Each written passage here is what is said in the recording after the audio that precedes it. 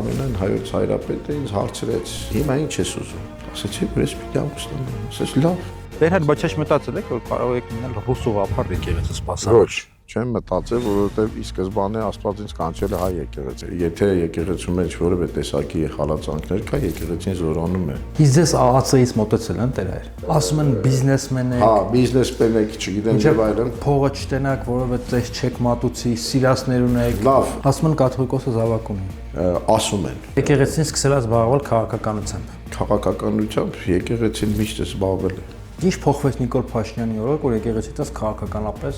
ակտիվացավ։ Լևոն Տեր-Պետրոսյանի, Ռոբերտ Քոչյանի, Սերժ Սարգսյանի ժամանակ sense ակտիվ չէր։ Պարզապես այն ժամանակ ունենք Արցախ։ Գիտեք ինչն է հետաքրքիր, որ ցակումով ռուս հայ հոգեվորականը, որովին վերջերս 7 վերք եկեղեցու դիմաց պաշտպանում էր իր համոզմամբ հայկական դավանանք։ Մեր ժողովուրդը ցավոք սրտի իջել է հացը սիրելու, ոչ թե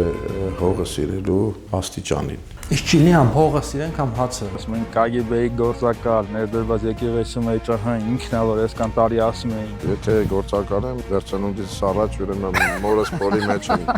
գործակալ եղել։ Ես չեմ կարծում, որ եկեղեցին պետք է նախարարության նման մի կառույց դառնա։ Եկեղեցին ում պետք է ենթարկվի։ Աստծուն։ Մենք հոգևորականներս ապրում ենք ժողովրդի նվիրատվությամբ։ Ես շատ երջանիկ կլինեի, որ ֆիքսված ես աշխատավարձ ունենայի։ Այս հարցը, որ Միքայել Սրբազանին տայի կջղանանար, բայց դες տամ բանամ դուք կջղանանաք, թե չէ։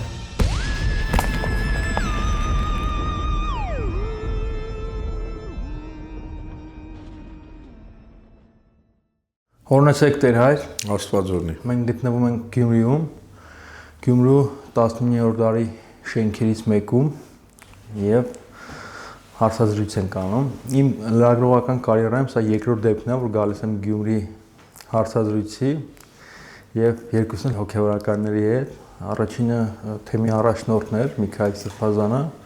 եւ երկրորդը դուք։ Հուսանք վերջինը չի։ Ցարագուշակ է հնչում, բայց հաշվի առնելով որ Սրբազանը հիմա բանտում է։ Ես դեռ բանտում չեմ։ Այդպիսի մտավախությունների դեպք կան։ Ոչ, չկա այդպիսի մտավախություն։ Չեմ ասում իմ հարցազրույցի պատճառով ընդհանրապես չկա։ Մենք մեր ծառայությունն ենք մատուցում մեր ժողովրդին, մեր կարողությունների սահմաններում եւ անում ենք այնպես, որ ի սրտե եւ ամբողջական նվիրումով հայ ծառայությունը իշկավոր Աստված կյանք տա մատուցենք։ Դրա համար ինչի թվում որ որևէ մեկը պիտի բանտարկվի, բայց եթե դա երինի քրիստոնյաների համար գիտենք, որ նորմալ է, եթե հավատքի համար երբևէ հալածվեն։ Հանուն հավատքի հալածվել, այսինքն այս դիտանկյունից եք հարցն։ Ես դրան նայում եմ այդ դիտանկյունից։ Հանուն հավատքի է, որ Միքայել Բագրատ Սրբազանները եւ մյուս հոգեվորականները բանտում են։ Հանուն ճշմարտության կասե իրենց բարագային եւ հանուն իրենց կարծիքի, ազատ կարծիքի, որ չպիտի այդպես լիներ իրականության մեջ, որովհետեւ եթե ներկա լինեք դատավարությունները, ես բոլորին իհարկե ներկա չեմ եղել, բայց ես էլ ոչ բոլորին, բայց մի քանիսին որ գնացել եմ, տեսել եմ թե ինչպես անարդար ձևով է դատաստան տեղի ունենում են անիրավ դատավորի առաքին նման։ Տեր այր, ինչպես է Շիրակի թեմա առանց Սրբազանի, առանց թեմի առաջնորդի։ Դե մենք կուզենք, որ մեր առաջնորդը մեր կողքին լիներ, բայց գիտեք, տարօրինակ ձևով ասենք մենք հիմա էլ իր ներկայությունը զգում ենք մեր կողքին, մեր իբրև առաջնորդ մեր թեմի վրա։ Եվ աշխատում ենք ամեն բան այնպես անել, որպեսզի իր գլուխը բարձր լինի այս վիճակի մեջ եւ ինքը լավ զգա։ Թեկուզ անազատության մեջ իր թեմի, իր հոգեվորականած համար ոչ մի այնպիսի բան չանենք, եթե ավելի ձգված ենք, այսպես ասած։ Այսինքն յանից հետո բարդակ չի։ Չէ, չի կարող լինել։ Այդպիսի բան եկեղեցին երբեք չի կարող բարդակ լինել։ Բայց դա տես լինում է, չէ՞ որ ինչ որ մտերից առաջնորդը բացակայում է, համակարգը ցակուցրի վալնում։ Չէ, գիտեք ինչ, մենք մի փոքր ոչ թե առաջնորդի մասին եք դուք խոսում հավանաբար, այլ որոշ աշխարհիկ հիմնարկությունների վերաբերյալ եւ առաջնորդը չգա, դուրը փակեն գնանք ամեն մեկս մեր գործերով։ Այդպես չէ, մենք ընդհակառակը մենք գիտենք, որ եթե եկեղեցու մեջ որևէ տեսակի հալածանքներ կա, եկեղեցին զորանում է։ Ես տարիներ առաջ, ուրեմն Չեմարանում կարդում էի վավերագրեր հայ եկեղեցու վերաբերյալ այդ 37 թվականի Սանդրոս Արգավակ Բեյբությանը մեր հայ եկեղեցու պատմության ուսուցիչներ, հիմա երջանկայի շատակ, ուրեմն ինքը բերում էր պետական արխիվից այդ փաստաթղթերը կարդում ենք եւ հետաքրքիր ձևով այնտեղ Ստալինի նամակները կար, որտեղ ասում էր, որ այդ ռեպրեսիաների շրջանում հրահանգ էր իջեցնում, որ ասում էր հանգարց չնահատակեք, որովհետև իրենք ասում են արյուն նահատակած հիմն եկեղեցու, դրանով ավելի զորանալու են եկեղեցականները կամ սպասավորները եկեղեցու եւ եկեղեցին։ Այնպես որ դժվարությունները միշտ մեզ բնդացնում են ավելի։ Եվ եկեղեցում այո այսօր ամեն մեկը իր ծառայության վայրում փորձում է կարելին անել, որպեսզի եկեղեցու կյանքը շարունակվի նույնիսկ սրբազանի բացակայության պայմաններում։ Վերջին դեպքերի մասին եմ ուզում խոսել։ Շիրակի թեման նաև ինչով աչքի ընկավ, բացառիկ միասնականությամբ եւ իշխանությունը երկար փնտրտուքից հետո այդպես էլ ձեր մոտ, ձեր միջավայրում չգտավ այնպիսի մի քահանա, որը պատարակամատուցի եւ կզեղչի Ամանյան հայոց կաթողիկոսի եւ թեմի առաջնորդի անունները։ Ուրիշ տեղից քահանա բերեցին։ Գիտեք ինչ, դա նաեւ ես օրինակի համար կարծում եմ մեր առաջնորդի Միքայել arczepiskopos Աջապահյանի շնորհն է։ Մեր եկեղեցու մեջ երբեք չի այսպես բռնացվել ինքը իբրև առաջնորդ օրինակի համար երբեք չի բռնացել որևէ մեկի քաղաքական հայացքներ ունենալու համար անկախ նրանից հոգևորականների մեջ կլինեն իր աշխատողների առաջնորդանի մեջ ինքը հարգել է այդ ազատությունը եւ առիթ չի տվել որ ենթադրենք մարդիկ իրենց այդ վիճակից ելնելով հալածված այսպես ասած ճակերտավոր առիթի դեպքում այսպես հակառակվեն իրեն։ Ես կարծում եմ, որ այստեղ կա նաև Միքայել Սրբազանի այս ազատություն տվող իր շրջապատի, իր եկեղեցու անդամների մտքի ազատություն տվող, խղճի ազատություն տվող այս հանգամանքի մեջ։ Ուրիշ թեմերում չկա այդպիսի բան։ Ես չգիտեմ, ես մենակ վկայում եմ մեր թեմի համար, դու սկսեցիր այդ հարցերը այդպես, բայց կարծում եմ, որ կա, ես իշքան որ մեր հոգևորական ընկերներ ունենք այլ թեմերում եւ այլն, ես չեմ տեսել, որ առաջնորդները այդ քաղաքական հայացքների վրա բռնանան։ Գուցե եղբայրական իրանց խոսքը ունենան, ասեն էս ինչ է եւ այլն, անձնական զրույցների մեջ, բայց դա ուրիշ բան է։ Պարտադրել ուրիշ բան է։ Որովհետեւ նաեւ մամուլում տեղեկություններ շրջանառվեցին, որ թեմում նաեւ կա պրոիշխանական հայացքներ ունեցող հոգևորական, բայց նույնիսկ ինքն է հրաժարվել զեղչված պատարակ մատուցել։ Այո, ուցե մի քանիսը կան, այսպես ասեմ։ Բայց մենք ազատ ենք մեր ընտրության մեջ, մեր հայացքների մեջ։ Մեզ ոչ ոք չի թելադրել եւ չի էլ թելադրում, թե մենք այսպեսին պիտի լինենք։ Ընդհանրապես եկեղեցին ինքը բազմաշերտ է, բայց հավատքի հարցում ես կարծում եմ, որ միասնություն ունի ամեն դեպքում։ Իսկ ձեզ ԱԱՑ-ից մոտեցել են Տեր հայր։ Ինձ ոչ։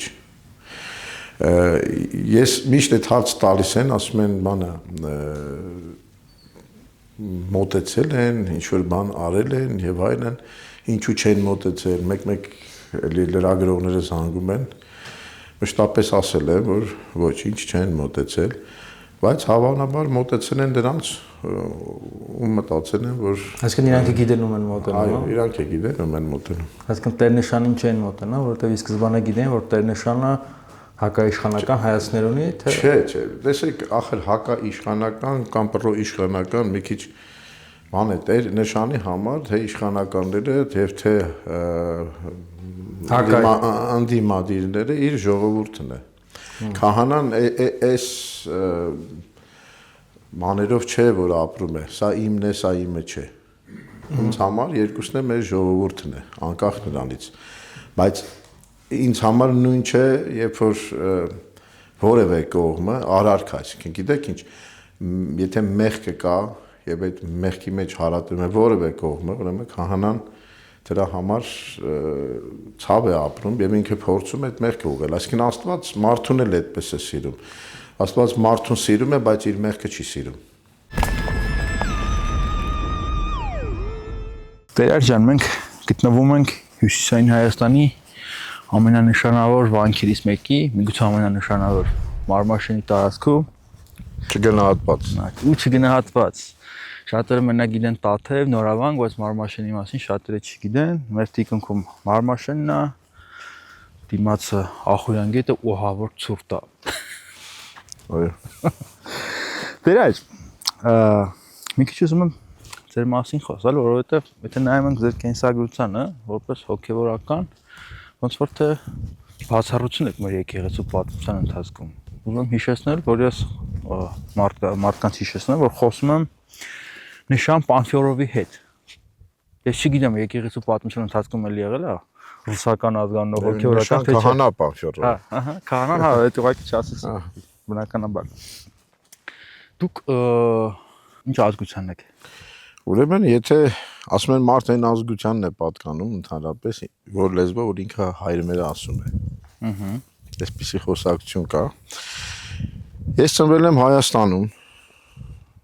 սովետական Հայաստանում, 1977 թվականին։ Հայրս ազգությամբ ռուս է։ Ռուս։ Բայց, այսպես ասեմ, արդեն այդ թվականներին ես ինչ որ հիշում եմ, ինքը հայկական բաներ էր ձեռք բերել, այսպես ասեմ։ Նախ սկսենք նրանից հայրը, որտեղից էր եկել։ Իմ հայրը։ Հա։ Ինքը բանակ է եկել 50. Բայց Ռուսաստան որտեղից է։ Չէ, Ռուսաստանում չի ծնվել, ինքը Ղազախստանում է ծնվել։ Բայց Թուրքմենստանում, Աշխաբադում է մեծացել։ Պատերազմի տարիներին իր ծնողներին կորցրել է հայրենական պատերազմի ժամանակ, հետո բանակ է եկել այստեղ եւ այստեղ էլ մնացել է 50-ական թվականին, ասեմ որ Գյումրի է եկել։ Եկել է Գյումրի բանակ եւ հետո մնացել է Հայաստանում։ Մի փոքր ժամանակ 70-ական թվականների սկզբներին իր եղբոր մոտ է գնացել, 11 եղբայրներ են եղել, իրենք իր մեծ եղբոր մոտ է գնացել, Կրասնոյարսկի, ուրեմն այդ բանը Համարասիբիր կամ Սիբիր, այսինքն Սայանաշուշինսկ այդ կեսը, որ մի քանի տարիներ առաջ բան եղավ պայթեց, բայց շատ քիչ է մնացել, վերադարձել է Հայաստան, որովհետև իրեն չի գտել այնտեղ, հայկական ասած բաներ է ունեցել էլի։ Պատճառը ազգությամբ ռուս մարդը, որը մեծացել է Թուրքմենստանում, ապրել է Ղազախստանում, որոշել է ապրել Գյումրիում։ Պատճառը իր բնական կյանքն է, ասի ծնողները արդեն մահացած են եղել։ Կարող սիրարվել աստեղ մնացել է։ Հա, դե մորս հետ են ամուսնացել բնականորեն, բայց այսինքն բանակում ծառայել է ու սիրարվել է ձեր մայրիկին ու մնաց։ Դա ավելի ուշ է եղել, որ հանդիպել են մորս, բայց այդպես մնացել է։ Եվ մինչև կյանքի վերջը այստեղ էր եւ այստեղ էլ հուղարկավորված է։ Այսինքն հայացել է ինքը ընթացքում։ Սկսել է հայերեն խոսալ։ Չէ, հայերեն չէր խոսում, բայց ամեն ինչ հասկանում էր։ Բայց դրա հետ միասին, այսինքն դրա կողքին ես հայկական դպրոցում եմ սովորել, այսինքն ինքը այդպես դեմ չի եղել, որ զավակները հայ մեծանան։ Ես եւ քույրս մահացավ, ես մենակ մնացի։ Չէ, դեմ չի եղել։ Դեմ չի եղել։ Այստեղ մեծացել եմ։ Դեմ չի եղել, թե մայրիկն է տենց որոշել, որ դուք հայ մեծանաք։ Որտեվ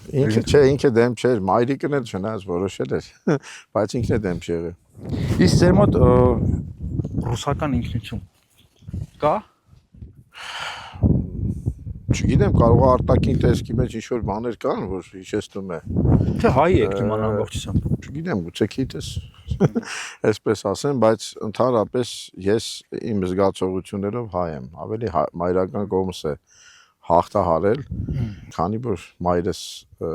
իր արմատներով մշեցի է, Այս տարածաշրջանում հայտնի է Սառնախկյուր գյուղը։ Ահա։ Ասենք քուրդ, ասենք կող ունեցող սոգետնեցի էլի, այդպես ասեմ։ Այսինքն մոր կողմն էլ Սառնախկյուրից է, Մշեցի։ Հա։ Այդպես Երևանում Այսինքն ձեր ընտանիքը խառնարան է։ Թե հա, եթե ուզենաք այդպես բացատրել, այդպես կարող եք բացատրել, բայց խառնարան չէ, այլ ինչ չի թվում, որ դա մեծ խնդրեմ է, որ երկու տարբեր ազգերի ներկայացուցիչներ նամանավանդ մեր ժամանակներում ասենք ընտանիք են կազմել, զավակներ են ունեցել։ Ինձ թվում է, որ սովետական տարիներն էլ այդպես ինտերնացիոնալ ընտանիքներ կային։ Ընդհանուր այդ պատարագի ֆոնին դուք էլ համացանցում աստղ դարակ։ Չէ, չեմ Այդ կարծում։ հայտնի սկանդալը, երբ որ խոսում եք լրագրողների հետ, ձեզ մոտեցավ ինչ-որ մեկը, ձեզ ինչ-որ մի բան ասեց, դուք էլ նրան նզովյալ ասեցիք։ Տեսեք, երբ որ ասեն աստղ դառնալու ոչ մի ձգտում չունեմ։ Այդ լավ բան է, բայց վատ բան չի։ Չէ։ Գիտեք ինչ, ասենք հավանաբար Սփազանն ասել է, ոչ իշխանության, որևէ ձգտում ունեմ եւ ոչ էլ աստղ դառնալու, որտեղ ես հոգեվորական եմ։ Եվ ունեմ իշխանության այն սահմանը, որ որևէ իշխանավոր չունի, այսինքն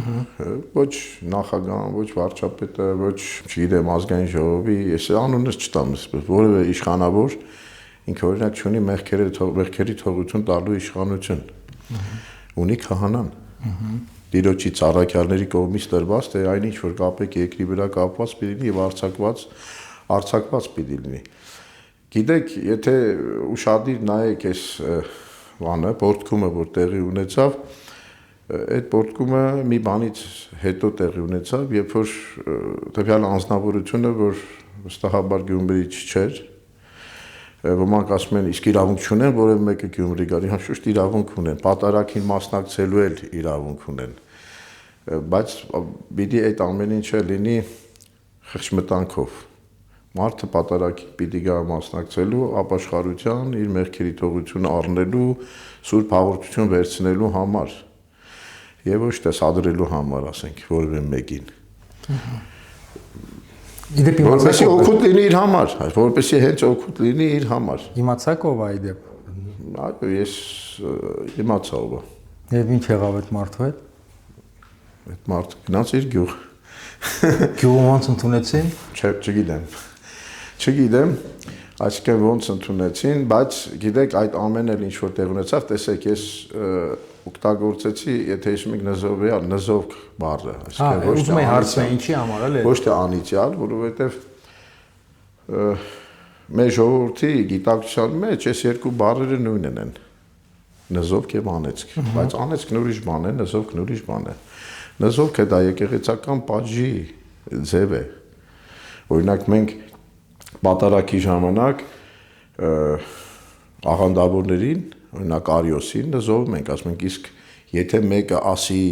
որ կար ժամանակ, որ չկար որդին կամ Սուրբ Հոգին, դեռ դրանք փոփոխվող են, այլայլվող, այդպիսիներին ընդհանրական առաքելական եկեղեցին նզովում է։ Ուրեմն նզովքը դա եկեղեցական պատժի միջոց է, երբ որ մեղքի անուղղան մեղքի մեջ գտնվող շարունակող մարդուն ասվում է, բայց ոչ թե կործանելու համար, այլ որպեսզի մարդը սթափի եւ դարձի գա։ Ուղղվի, այսինքն ինքը ցնցվի մի տեսակ եւ ուղղվի։ Փրկության համար։ Ուղղվելու շանսը կա տվել նզովել ասելու։ Գիտեք ինչ, երբեմն երբ որ տեսեք ինքը ինչ արեց, երբ որ այդ խոսքերը հնչեց։ Ինքը պաշտպանեց, բարով եկեք մեր քաղաք եւ այլն եւ այսպիսի խոսքեր արտահայտեց, որ դրա համար դրանից առաջ ինքը ման էր անում, չեմ ուզում խոսեմ, անկեղծ ասած այնքան եմ նայել այս շաբաթվա մեջ տարբեր լրատվամիջոցների տարբեր մեկնաբանություններով, բայց այնուամենայնիվ, եթե ուշադրություն դարձնեք, ինքը ասում է դե անձին է գտնում սկզբից, ծառայությանն է գտնում, այսպես եք, այնպես եք, գիտեք, ասում են բիզնեսմեն եք։ Հա, բիզնեսմեն եք, չգիտեմ եւ այլն։ Փողը չտենակ, որովհետեւ ես չեք մատուցի, սիրասներ ունեք։ Լավ, հիմա դա բոլորն է կարող են այդպիսի մեղադրանքներ որևէ մեկի համար անեն։ Իմ ժողովուրդը ճանաչում է ով եմ ես։ Այն ժողովուրդը, որ շփվում է ինձ հետ։ Հա, եւ մեկնաբանությունների մեջ էլ երևում են թե մարդիկ ինչ վերաբերմունք ունեն ինձ համար։ Եվ լավագույն ուրեմն բանը գնահատականը կարող է տալ քեզ ճանաչող, ոչ թե չճանաչող կամ ստեղնաշարի ցանկով նստած եւ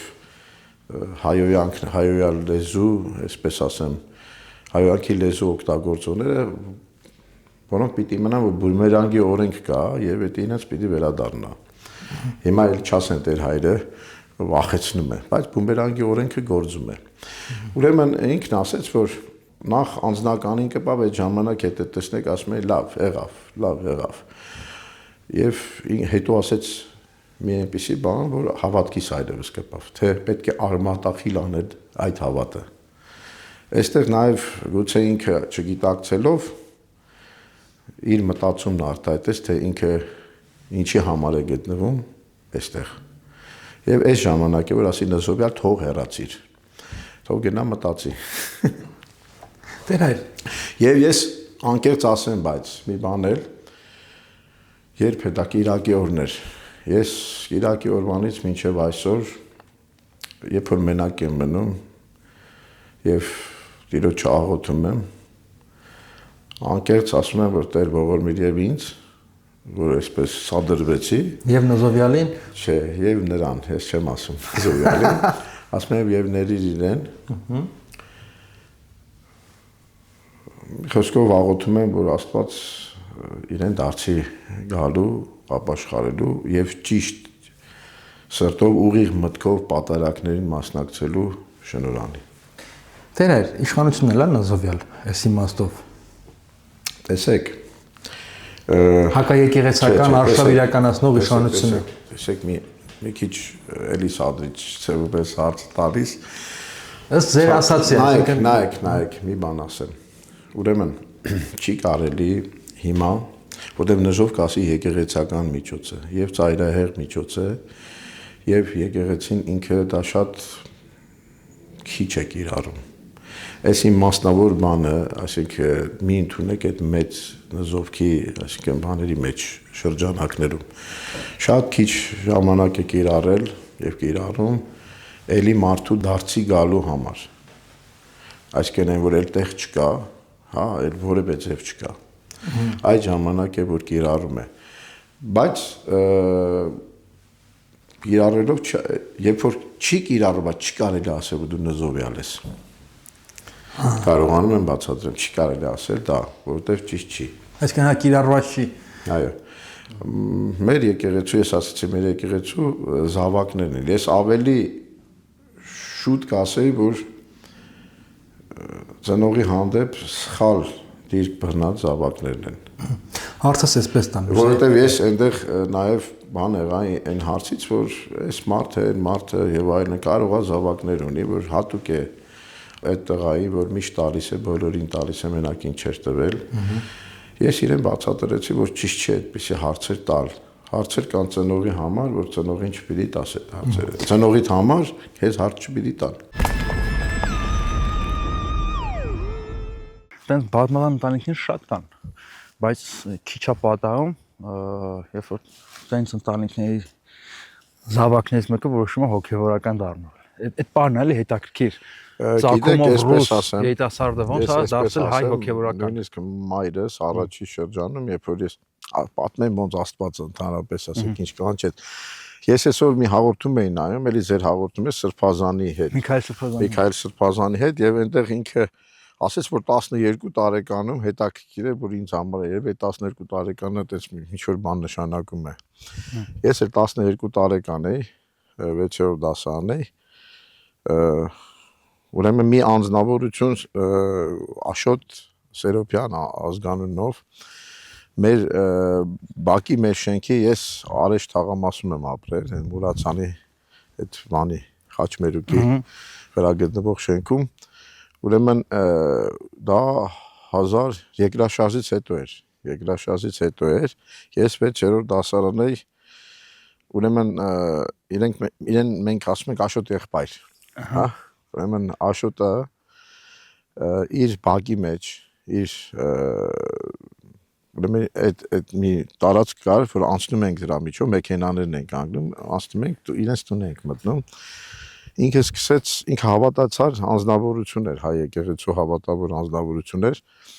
Գիտեք, այն դրսից այդ տարիներին մանուկների աստվածաշունչ էր, Հայաստան գալիս, այսպես եւ այլն, իրեն հասել էր եւ ինքը հավաքեց իր հավաքում էր ամեն շաբաթ,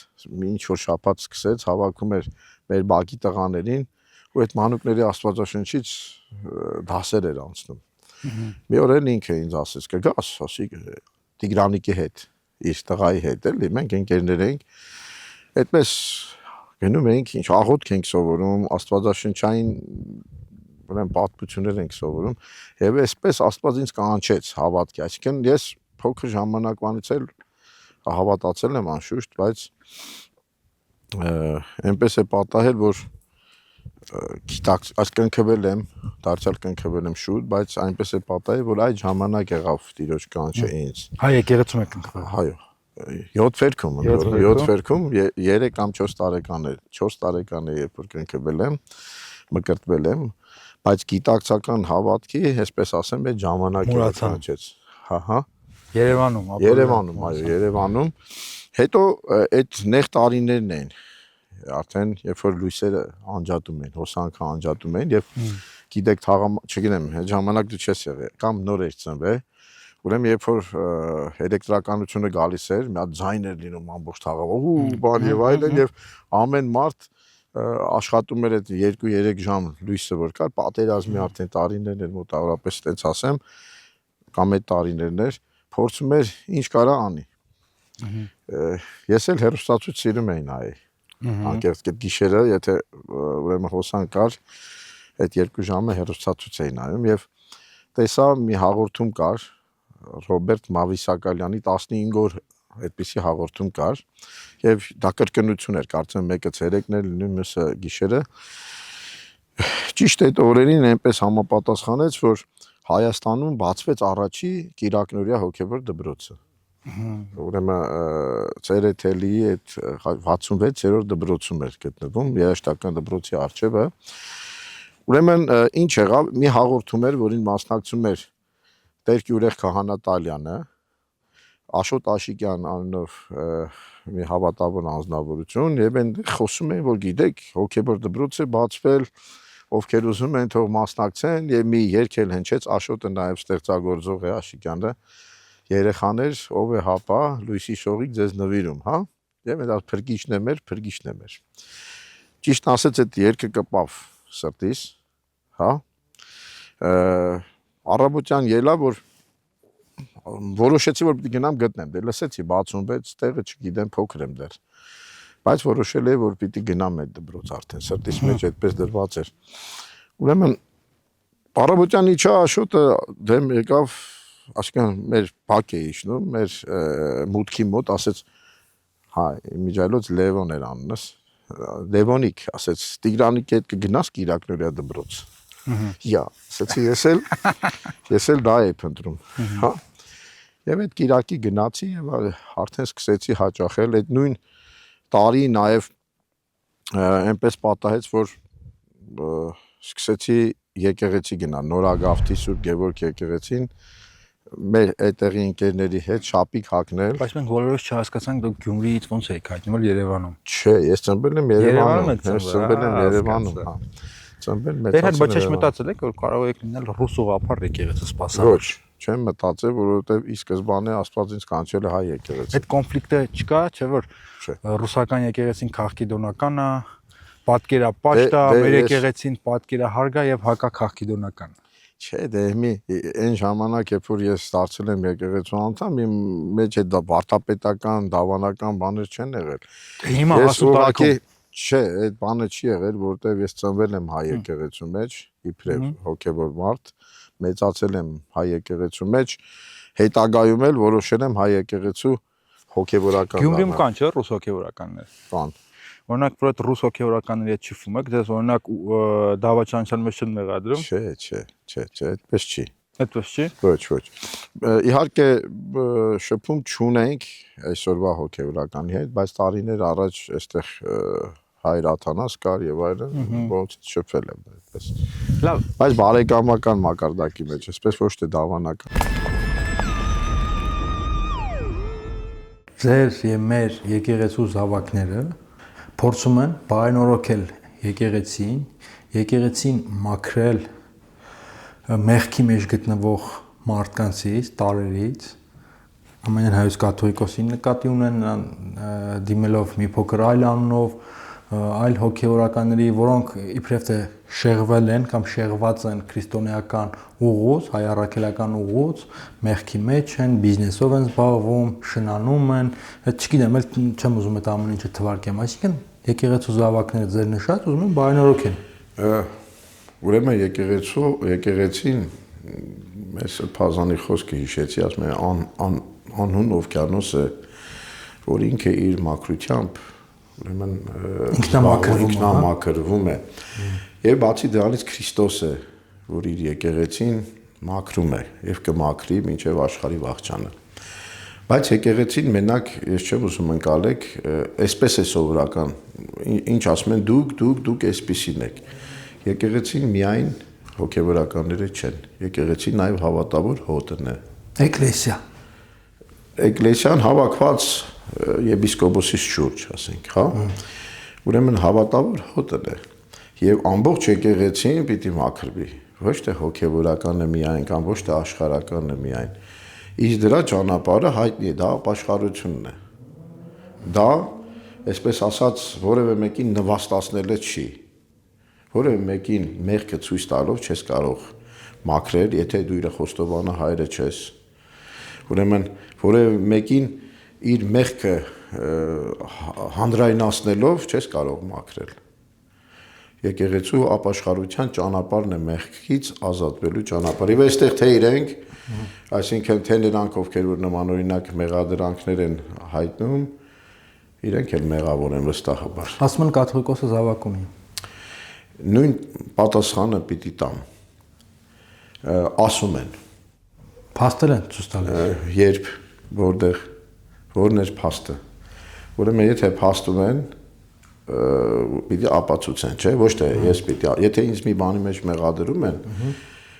իմ գործն է արդարանալը, ոչ թե, բայց ես չէ որ պիտի ուրեմն ցույց տամ իմ մեղավոր լինելը։ Ինչպես ասում, այոյով եւ ոչով չէ։ Բայց փաստ են ցույց տալի, որ այդ անուն ազգաններով մարդիկ մենակ իրենք են։ Իսկ ինչու այդ անուն ազգաններով նաեւ կա իր եղբոր աղջիկ եւ այլն։ Չունի կաթողիկոսը զավակ դերեր։ Ես չգիտեմ։ Դերեր, տեսեք։ Ես չեմ կարող պատասխանել։ Բայց ճիշտ չի այդ հարցը։ Ես նույնը այն օրը մի քիչ բան եղա, գիտեք ինչ։ Հիմա ինչպես որ ճիշտ չի որ ես ձեր շատ եւ հարցեր են չեցեցի, որի համար ես պախարակեցին առանձնացնելով եւ այլն, հա, այսպես իբր թե ստեր հայրը արդեն այսպիսի կարմիր գծեր է անցնում եւ լրագրողին եւ չգիտեմ այսպիսի հարցեր չեն տալիս։ Նույն ձևը ասում եմ, պետք չէ այդպիսի հարցեր տալ ինձ, որովհետեւ կաթողիկոս իմ հոգեվոր հայրն է։ Իմ եկեղեցու առաջնորդն է։ Այսինքն որ նորից ձեր հոգեվոր հայրն է, բան չի փոխվել այսքան բանից հետո։ Իհարկե ոչ։ Կաթողիկոսի իմ հոգեվոր հայրը։ Չի փոխվի։ Չի փոխվի, կարծում եմ։ Դերեր, տեսեք, երբ որ ես եկա ձեզ մոտ Գյումրի, դուք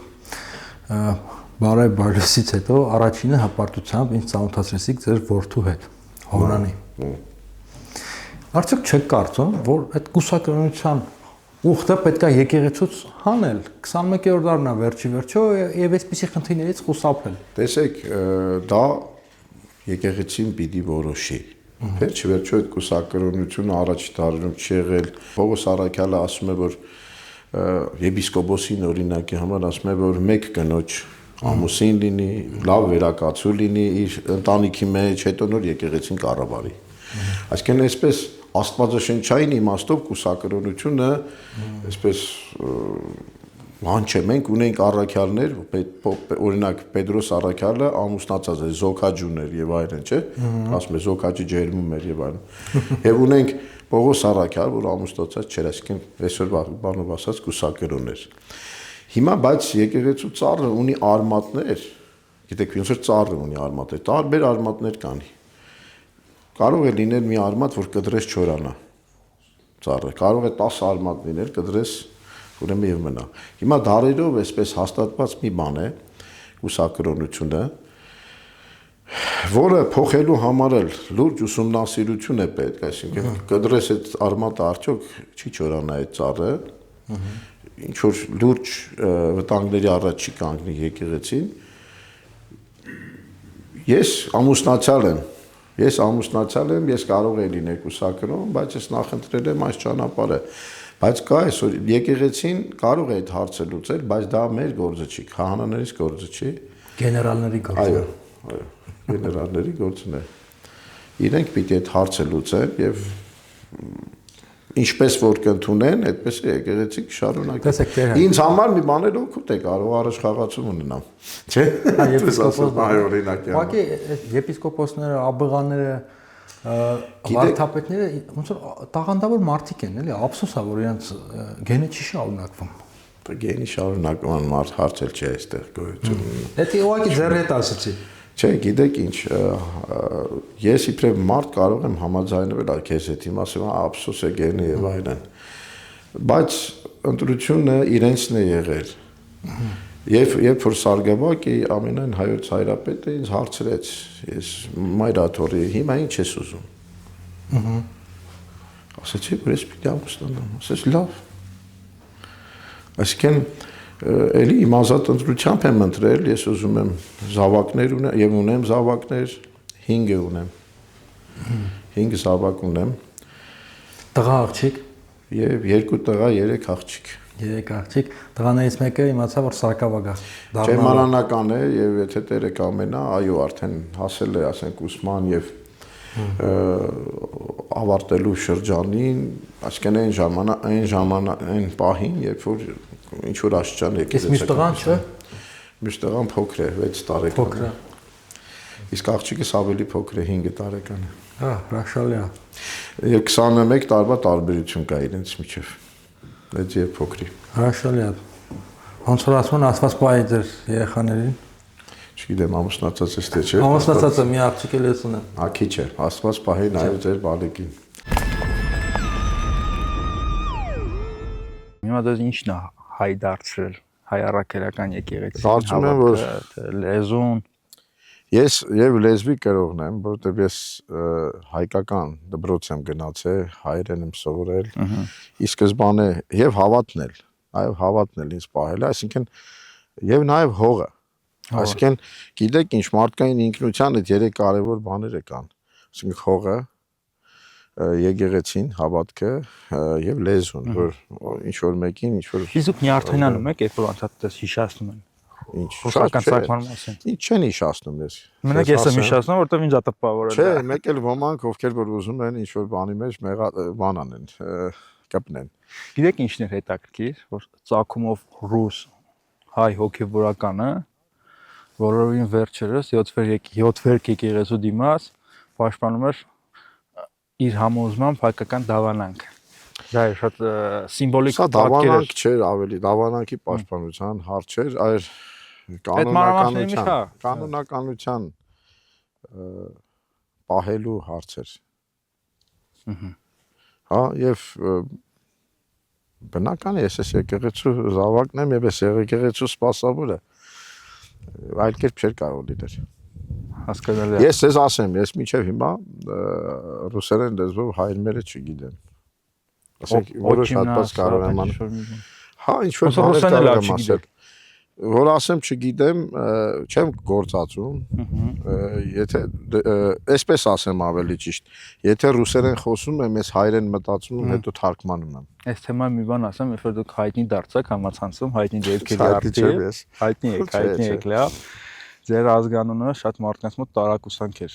առաջացրել, ասում են KGB-ի գործակալ, ներդրված եկեղեցու մեջ, ահա ինքն է, որ այսքան տարի ասում էին։ Գիտեք ինչ, եթե գործակալ եմ 1000 դերցնունդից առաջ ուրեմն մորս փոլի մեջ եմ գործակալ եղել, բայց այդպես չի։ Հետո ազգանունը կապ չունի որևէ կառույցի որևէ հատուկ ծառայության գործակալ լինելու հետ։ Ինչ թվում է, որ մեր դարում այսպես ռասայական այդպիսի բան խտրականություն չպիտի դրվի եւ հայ եկեղեցին էլ չի դրել։ Չի դե։ Իր շատ թվում է թե հայ եկեղեցի պահպանական բան, այդպես որ դներ ուրեմն ես այսօր Այս լեռնադրելա Գարեգին II ամենայն հայոց կաթողիկոսը։ Ինձ քահանայական աստիճան թե ամեն ինչ էլ վեհապար հայրապետի օրհնությամբ է լինում։ Չի ասել ազգանունը փոխի։ Չէ, չի եղել այդպիսի բան։ Երբևէ դե ուսանող տարիներից էլ ինքը գիտի իր ուսանողներին եւ այլն նմանօրինակ որ բան Ջեմարանում եք սովորել։ Սևանի Վազգենյան դպրանոցն եմ սովորել, հետո Գևորգյան ջեմարանում։ Ուրեմն չի եղել, խնդիր չի եղել որևէ մեկի համար մինչև այսօր։ Իսկ ինձ ձեռնադրել է Սիոն եպիսկոպոս Ադամյանը։ Արմավիրյաց թեմի առաջնորդը, քահանայական աշճան։ Հիմա որ 10-ի մեջ է։ Այո, այսօր պատարագ էր մատուցում Սրբազանը։ Որտեղ։ Արմավիրում, հա։ Այո։ Արմավիրում։ Դերարձան, տեսեք, հիմա իսկապես իրավիճակը շատ խառն է։ Կա ամենայն հայոց կաթողիկոս։ Կաթողիկոսին զուգահեռ Նիկոլ Փաշինյանը, Հայաստանի վարչապետը առաջարկում է ճանապարհային քարտեզ։ Ընտրել տեղապահ կամ նշանակել տեղապահ։ Այստեղ ինչ անելու ես։ Գիտեք, իմ աչքի առաջ մի հատ բան է գալիս։ Այդպես, չգիտեմ, մանրապատում է ինչ էր, տարիներ առաջ տեսել եմ։ Ուրեմն տունը հարս է գալիս, այսինքն երեխաներով նստած են ընտանիքով եւ հայրիկը մեծացել է եւ հայրիկը սկսում է ձեռքից մի բան գցել ուտելու ժամանակ։ Այսինքն բնական մի հատ իրավիճակի մեջ է իր բայց իրենց հայրիկն է։ Եվ կնոջ դրտմամբ հանում են եւ հայրիկին նստեցնում են մի ուրիշ տեղ։ Մի օր էլ տեսնում են, որ եւ որպեսի չկոտրվի այդ ամանները, պլաստմասե ամաններ են տալիս իրեն։ Հա? Մի օր էլ ծնողները տեսնում են, որ իրենց տղան պլաստմասե ամաններ է հավաքում դասավորում։ Հարցում են ինչ ես անում, ասում են, որ դու պիտի ծերանաք դեռ, ես պատրաստվում եմ դրան։ Ուրեմն հայրիկը ամենայն հայոց կաթողիկոս ցմա է ընտրվում։ Եթե ինքը չհրաժարվի իր կամքով, իրականության մեջ իր կամքով, ոչ մեկ չի կարող իրեն ստիպել, որպեսզի ինքը հրաժարվի։ Եվ իմ ընկերներից մեկը ասել է, որ եթե տանեք դնեք նույնիսկ բանտում մի հատ այդ բառը կներեք տաբուրետկայի վրա, այդ տաբուրետկան կդառնա ամենայն հայոց կաթողիկոսի գահը։ Եվ վեհարան։ Իշ տեղն է վեհարան։ Բանտը կդառնա վեհարան։ Լավ միտքեր։ Լավ, բայց իշխանությունը իսկապես ինչ է ուզում անի, ալենտրանքային եկեղեցի ստեղծի։ Ասում են, որ ուզում են ալենտրանքային եկեղեցի ստեղծի։ Ինչ հետաքրքիր է հայացք եկեղեցուց, ինչ է ուզում անի իշխանությունը, դուք ինչ եք մտածում։ Գիտեք, եթե այս ամբողջ պատմությունը լիներ մի ուրիշ ձև, այսինքն որովհետև եկեղեցու դատերը եկեղեցու ներսից պիտի լինեն ընտանիքից։ Պողոս Առաքյալը դարձյալ ասում է, որ ինչ ասում է, դուք չեք կարողանում ձեր դատաստանները ձեր մեջ անեք։ Հանրային ինչ պիտի լինի։ Չէ, որովհետև այն մեղադրանքները ինչ որ այսօր առաջադրում են, դա բարոյական դաշտին է վերաբերում։ Չէ՞։ Բարոյական դաշտի որոշ բաներ քրեականացված են, որոշ բաներ քրեական հանցանքներ չեն։ Հիմա մեղավոր մարդկային բնությունը ինքը բոլորն են մեղք ունեն, այսպես ասած։ Հիմա եթե որևէ մեկին սկսեք հետևել, ընկնել հետևից եւ այլն ամեն ինչի բան անեք, ինչ որ մի բան կգտնեք ամեն մեկի վրա առանց բացառության։ Եվ ուրեմն դրա համար, ասենք, վերցնել եւ այնպես ասենք ես ոնց ասեմ, արդարություն չեմ տեսնում կամ ոնց ասեմ, այս գործի մեջ չեմ տեսնում մտադրության արդարություն, արդար մտադրություն։ Այդ ինչ մտադրությունն է, որ արդար չի։ Օրինակ, ինչի հենց պիտի ամենայն հայոց կաթողիկոսին, Գարեգին II-ին հեռացնեն։ Ասեմ։ Կամ ինքը պիտի հեռացնեն։ Որտեղ եկեղեցին սկսել է զբաղվել քաղաքականությամբ։ Հա։ Ուրեմն ձեզ մի հատ բան ասեմ, քաղաքականությամբ եկեղեցին միշտ է զբաղվել է։ Ուրիշ ձև չի լինում, չէ՞։ Չի կարող լինել պարզապես, որ այսօր աշխարհի վրա բոլոր եկեղեցիներն էլ այս կամ այն չափով նամանավանդ բարոյական, սոցիալական այդ ոլորտների վրա ԱՄՆ-ի նման պետության մեջ եկեղեցիներ կան, որ ուղղակի հանրապետականների վրա մեծ ազդեցություն ունեն, եկեղեցիներ կան, շարժումներ կրոնական, որ ազդեցություն ունեն դեմոկրատների վրա, Հոլանդիայում չէ, եկեղեցիներ կան, որ պետական են նույնիսկ պետական հովանավորության տակ, անգլիկան եկեղեցու, լյութերական, անգլիկան եկեղեցին գիտեք, որ ուրեմն եկեղեցու առաջնորդ թագուհին է կամ թագավորն է, պարլամենտում Հունաստանում ունեն եպիսկոպոսներ, եպիսկոպոսներ, այո, այսօր կրոնի եւ ազատության օրենքներ ունեն բազմաթիվ, նաեւ Հայաստանի Հանրապետությունը ունի եւ ես կողմ եմ, որ այդ օրենքի համաձայն շարժվենք օրենքը պահելով։ Օրինակի համար կրոնի ազատության օրենք Հայաստանի Հանրապետության 6-րդ գլխում է գտնում պետություն եւ եկեղեցու հարաբերությունների մասին է, այնտեղ 17-րդ ուրեմն կետում ասում է, որ եկեղեցին իրավունք չունի կառավարմանը, պետական կառավարմանը մասնակցելու, արգելվում է, այսպես ոչ թե իրավունք չունի, արգելվում է մասնակցությունը պետական կառավարմանը եւ պետության կողմից որևէ ֆունկցիաների իր վրա դնելը։ Բայց միաժամանակ շատ հետաքրքիր է, որ հաջորդ 17-րդ կետն է, 18-րդ կետում այլևս ասում է, որ պետությունը չի հովանավորում, ֆինանսավորում ոչ կրոնական կազմակերպություններին քարոզչության մեջ, ոչ էլ աթեիզմը։ Եվ անմիջապես ասում է, սակայն երաշխավորում է եկեղեցու անդամների եւ ուշադրություն սպասավորների սոցիալական եւ քաղաքական կյանքով զբաղվելը։ Սպասավորների քաղաքական կյանքով զբաղվելը։ Այսինքն մեր երկրի օրենքով, այո, սպասավորները եկեղեցու կարող են քաղաքականությամբ զբաղվել։ Բայց ինչն է պետք։ Բայց ինչպես ես ասեցի, մենք կամավոր կերպով այս անկախության բոլոր տարիներին իբրև հոգևորականություն գտել ենք, որ մենք շատ գործեր ունենք հոգևոր ասպարեզում, այո, գուցե պետության բացակայության պայմաններում դարերի ընթացքում այդ ֆունկցիան ստիպված են եղել մեր վրա վերցնել, բայց մենք կամավոր կերպով հրաժարվել ենք այդ քաղաքականությամբ զբաղվելուց, բացառությամբ իշխանություն ձևավորելու ժամանակ, ասենք ընտրություններին մասնակցելուց, որ բոլորս էլ գտնում ենք, որ կարևոր մի բան է մեր երկրի համար եւ արդար ընտրություն լինելու համար պիտի մասնակցենք ընտրություններին եւ մեր ընտրությունը մեր խղճի համեմատ պիտի անենք։ Եթե մենք օրինակ ես իբրև ամուսնացյալ հոգևորական, որ ունեմ զավակներ, իմ երեխայի ապագայի մասին մտածում եմ, ունեմ պիտի մասնակցեմ։ Բայց դա մենք կամավոր կերպով ենք հրաժարվել տարիներ շարունակ։ Եվ դարձյալ մենք չենք ուզում մասնակցենք պետության կառավարմանը։ Մեզ դա պետք չի։ Տեր ջան, մա ցավալի թեմայի մասին եմ ուզում խոսել, մեր հանրային լայն շրջանակների վերաբերմունքը քահանաներին, հոգևորականներին պետք է դալ հոգևոր չի։ Շատ մերկանտիլ հայացքով են նայում, ասում են դե յանի հոգևորականի արած ինչա, իսկ հիմա ծրի ծես չեն անում, ուշքումիկները թաղումի, հարսանիքների բաննա, եկամուտն է եւ այլն, հատկապես այս քաղաքական սրված իրավիճակում շատ են դրա մասին խոսում, որ փողով թաղում անող, չգիտեմ, որ այսպես կեղտոտ բաներ են խոսում։ Հարցս հետեւյալն է, ինչա մեր ժողովուրդը այդքան ծանր տանում, երբ որ քահանային փող են տալիս, գումար են տալիս ծեսի համար։ Գիտեք, նախ ասեմ, որ չճանաչելու պատճառով է։ Չճանաչելու։ Հա, այսինքն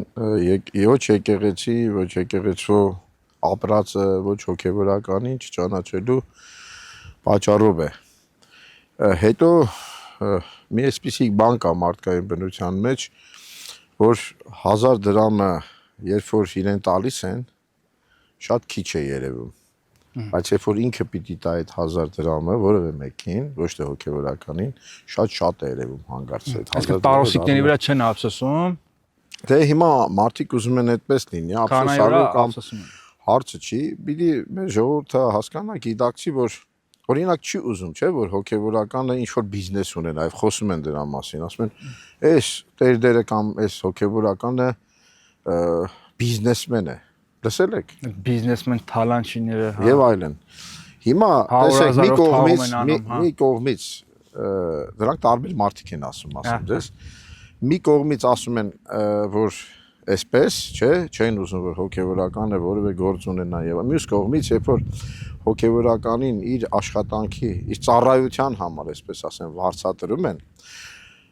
որովհետեւ ամեն մարդ էս աշխարհի մեջ, չէ, երբ որ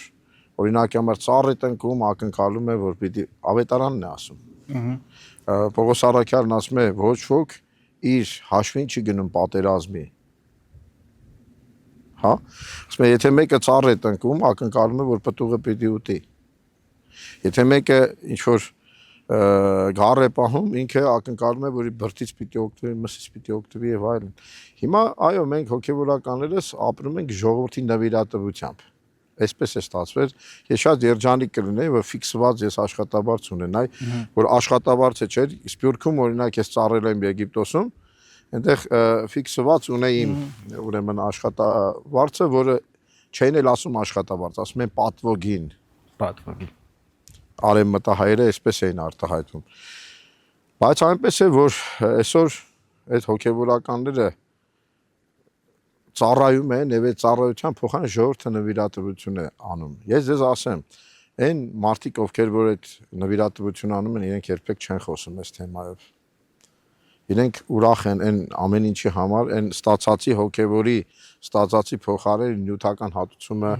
ունենալու համար, ասեմ։ Իրենք ուրախ են եւ շնորհակալ են։ Այն մարդիկ են սովորաբար խոսում, որ չեն տալիս, երբեք չեն, գոնե, չգիտեմ, 500 դրամով էլ չեն օգնել։ Իսկ հեշեղը լավ որ անվճար ծես անեք։ Լիքը։ Որ մարդը չունի։ Տեսեք, բայց ես ձեզ մի հատ պատմություն պատմեմ։ Մի անգամ գնացի մի տուն, չգիտեմ ինչքան է, որտեղ անուններ չեմ նշում, երևի պատմեմ։ Գնացի մի տուն, Ինչքան չի նշանակում անվճար, մենք այդ ակնկալիքը չունենք։ Բնականորեն մենք դրանով ենք ապրում եւ ժողովուրդն է դա հասկանում է, ով որ տվող է ինքը հասկանում է, այսպես ասեմ։ Ուրեմն մի տուն գնացի հուղարկավորության, եկել էին ընկերների եւ այլն։ Հիմա ես հա չեմ բարձրաձայնում, ասես որ ասելու գիտեք, այսպեսի բան եմ արել իմ կյանքի մեջ։ Ուրեմն մտա տուն, անկեղծ ասած գանվեցի այդ անվիճակից, աղքատության այդ վիճակից, այսպես ասեմ, ինչ էր, ես գնացել էի հոր թաղմանը, ուրեմն մայրիկի թաղման երկրորդ օրն էր, որ հայրը մահացել էր, այսինքն այդ ընտանիքը 5 որբ երեխեք, մի հատ տղա, եւ իր հոր թաղումն է, որը իր մոր թաղման հեքնահողի օրն է մահացել, այսպես ասեմ։ Անվեցի այսպես, դե արարողությունը սարեցի եւ այլն։ Վերջում որ եկանք ելավ տղան դուրս, մեծ, այսինքն այդ եղածների մեծը, որ ճանապարհ պիտի տնենք, կամ ընկերը պիտի տաներ, Տեր հայր ասում է այս գումարը վերցրու։ Ասում եմ չեմ ուզում, երեխեքին մի բան կանես։ Ասում է չէ, ասում է։ Վերցրու, որ իմ հորս հոգին հանգիստ ունենա։ Ես հիմա սա չեմ ասում որ մեծ բան եմ արել, բայց այնքան է եղել որ այդպիսի դեպքեր որ այո։ Եթե որ հոգևորականն է թող հարցնեն որ գնացել եւ ասել ինձ այս գումարը կտաս։ Բայց միաժամանակ մի ուրիշ երևույթ է կա, շատ հաճախ ոման գալիս են, ասում են «Տեր հայր ինչ պետք է տամ»։ Ինչ պետք է տամ, ասում ես դե հասկանում ես ինչ որ կտաս։ Ասում է չէ, պիտի ասես։ Վերջ այդ հոգևորականից լսում են թե ինչ պիտի տան, ինչ մի բան տուր, հա։ Ես սովորաբար ասում եմ այն թափելու բաները բերում եք այստեղ հաց եւ այլն, դնում եք դրանից ավելին պիտի գնահատեք ձեր հոգևորականի ծառայությունը։ Չէ, հաց են բերում, ուղի են բերում եւ այլն։ Մարդիկ հասկանում են դա, բայց որևէ հոգևորական չի կանգնում ասում ինձ սա կտակ։ Ես չեմ տեսել այդպիսի հոգևորական։ կներեք։ Այսինքն եւ այդ խոսակցությունները բոլորը այն մակարդակի վրա են, որ մորքուրի տղեն լսելա, որ իր մորքուրի տղու հնգերոջ եւ այլն, հա, այսպեսի բան ա եղել։ Եվ սովորաբար դրա մասին խոսում են չարամտորեն, նրանք, ովքեր որ ելի եմ ասում, կյանքում չեն ընկալել հոգեվորականի իբրև հայր։ Չեն զգացել, գիտեք ինչ, դու երբ որ քո ծնողին պահում ես, ծերանում է ծնողդ, ասենք, չէ, թոշակառու է պահում ես, երբեք հաշվում ես, թե ինչ տվեցիր, ոնց տվեցիր, ինչքան շատ լինի կամ քիչ լինի, այդպես չի։ Ուրեմն եւ տարօրինակն այն է, որ իրենք իրենց կյանքում ոչ մի, ասենք, գործ չեն անի համատարած ձևով բոլորի համար, գուցե ոմանց այո անեն, չէ, ասենք, եթե իրենց մասնագիտությամբ շինարար են ինչ-որ մի բան շինեն, բայց ոչ բոլորի համար, չէ։ Բայց ինչու են երկու կշերկ դնում։ Մեկն իրենց համար, մեկ դիմացի հոգեվորականի։ Ուրեմն հոգեվորականները ծառայում են եւ իրենց ծառայությունը ընկալողները այդ հոգեվորականից օրինակ թաղման ժամանակ մխիթարություն առածները իրենք առատորեն վարձատրում են։ Եվ այստեղ ոչ մեկ էլ թող նվիրատվություն անելով։ Այսպեսի։ Ուրեմն մենք չենք պահանջում երբեք, ես չեմ տեսել այդ հոգեվորական, որ այսքան կտած կգամ այս մանը կանեմ օրինակի համար։ Բայց ինչ փոխվեց Նիկոլ Փաշինյանի օրոք, որ եկեղեցիից քաղաքականապես ակտիվացավ։ Լևոն Տեր-Պետրոսյանի, Ռոբերտ Քոչյանի, Սերժ Սարգսյանի դրանք sense ակտիվ չէին։ Ուրեմն տեսեք, չեմ ուզում որ անձնականացնեմ որևէ մի բան, պարզապես այն ժամանակ ունենք Արցախ, չկորսրած Արցախ, հա։ Այսինքն չկային այն հանգամանքները, որտեղ եկեղեցին ազգային հարցերի մեջ պիտի իր ձայնը բարձրացներ։ Այո, մենք մեր ապագայի, մեր երկրի ապագայի մասին, սա քաղաքականությամբ զբաղվել չէ։ Սա այն իրավունքով իբրև Հայաստանի Հանրապետության քաղաքացի կամ մի կառույց, որ համազգային կառույց է այսօրվա դրությամբ մոբիլիզացնող եւ միայն Հայաստանի Հանրապետությունում չէ։ Ուրեմն մենք մեր կարծիքով, մեր իրավունքով, մեր մտահոգությունն ենք հայտնել այս իրավիճակի համար։ Սա քաղաքական, բայց մենք իշխանություն ձևավորելու, երկիր կառավարություն կազմելու, կրոնական երկիր դարձնելու կամ չգիտեմ ինչ։ Թեոկրատիա չեք ուզում։ Բայց տեսեք, ամենայն հայոց կաթողիկոսը պահանջել է Նիկոլ Փաշինյանի հրաժարականը եւ այդ պահանջը չի էլ չեղարկել։ Ինքը հորդորել է։ Եթե նայեք, հորդորել է տարբեր բաներ, պահանջել է տարբեր բաներ։ Ձեր թեմի առաջնորդը ըստ իշխանության ռազմական հեղաշրջման կոչ է արել, իսկ Տավուշի թեմի առաջնորդը Բագրատ Սրբազանը կոնկրետ շարժում է նախաձեռնել, շուրջ 80,000-ով շարժում։ Հիմա ես դարձյալ դա չեմ համարում քաղաքականությամբ, ասկի եթե նույնիսկ զբաղվեին, ասում եմ, օրենքը մեզ թույլ է տալիս եկեղեցու սպասավորին քաղաքականությամբ զբաղվել։ Այսինքն ինչու են դեմոնիզացնում դա։ Ինչու եք դեմոնիզացնում քաղաքականության զբաղվելը, ուրեմն երկիր քանդել են։ Ասում են գնացեք ձեր գործերով զբաղվեք, պատարակ մատուցեք, ձեր եկեղեցու խնդիրները լուծեք։ Գիտեք, ուրեմն եկեղեցին բաժանված չի ժողովրդից, եւ եթե այսինքն պետությունից բաժանված է, բայց ժողովրդից բաժանված չի։ Չէ, ժողովուրդն է, չէ, իր եկեղեցին։ Այդ նույն ժողովուրդն է, որ կարող է ընտրությանը մասնակցել, իշխանություն ձևավորել եւ այլն։ Մենք ժողովրդից բաժանված չենք, եւ եթե այսօր խնդիրներ ենք մենք տեսնում, բնավ չի նշանակում, որ մենք որևէ մեկ ինքուսակցական իմաստով սրա կողքին ենք կամ դրա կողքին ենք եւ հատուկ աշխատում։ Այսինքն եկեղեցին հիմա ինչ անում է ժողովրդի սրտով, հա։ Եթե ասես ժողովուրդ ասելով ինչ նկատի ունես, պատասխանեմ։ Հոտը։ Եկեղեցու հետևորդները։ Ես կարծում եմ, որ հարցումներ էր եղել կարծեմ այս երկու օրը եւ այնտեղ ասում էր, որ 70% ժողովուրդը ողջունում է, ասենք, եկեղեցուն, մեր եկեղեցու կողմնակիցը։ Ողջունում են։ Միքայել Սրբազանի կալանավարումից հետո ինչու Շիրակի մարզում համապատասխան արձագանք չեղավ, մարդիկ փողոց դուրս չեկան։ Մենք այսօր հայտնված ենք մի իրավիճակի մեջ, մեր ժողովուրդը, որ ցավոք սրտի տարիների արդյունք, այսինքն դա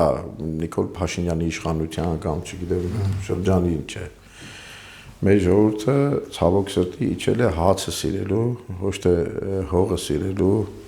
աստիճանին։ Եվ դա երևում է նաև այն արտագաղթից, այնքան այն հայությունից, որ արտագաղթել են այս տարիներին եւ չեն գտնում այստեղ։ Ուրեմն Իսկ ճինի համ հողը սիրենք, համ հացը, ինչ ենք ուրեմն հակադրում։ պետք է մեր իշխանությունները բոլոր ժամանակների կրկնում եմ, ստեղծեն այն իրավիճակը, որ մարդը ուրեմն կարողանա ապրել մեր երկրի մեջ, ստեղծել իր հացը իր սեփական երկրի մեջ եւ ամենակարևորը, որ արդարությունը զգա։ Այսօր գիտեք ամենամեծ բանը ինձ թվում է, որ արդարության զգացողությունը մարդիկ չունեն, որ բոլորը հավասար են իրար հետ, իբրև քաղաքացի, բոլորը կարող են եթե հանցանքի մեջ բռնվել են արդարությամբ դատվեն եւ այլն։ Իսկ սա թույլ չի տալիս, որպեսզի ուրեմն մարդիկ ապրեն այս երկրում, մտածում են գնալու մասին։ Բայց դա ինչ կապ ուներ Միքայել Սեփազյանի կառավարման արձագանքելու հետ։ Վախեցած են հավանաբար, չգիտեմ այսպես։ Հիմա ժողովրդավարություն չի։ Ժողովրդավարություն է, բայց գիտեք մի բան ասեմ։ Վախեցած են թե անտարբեր են։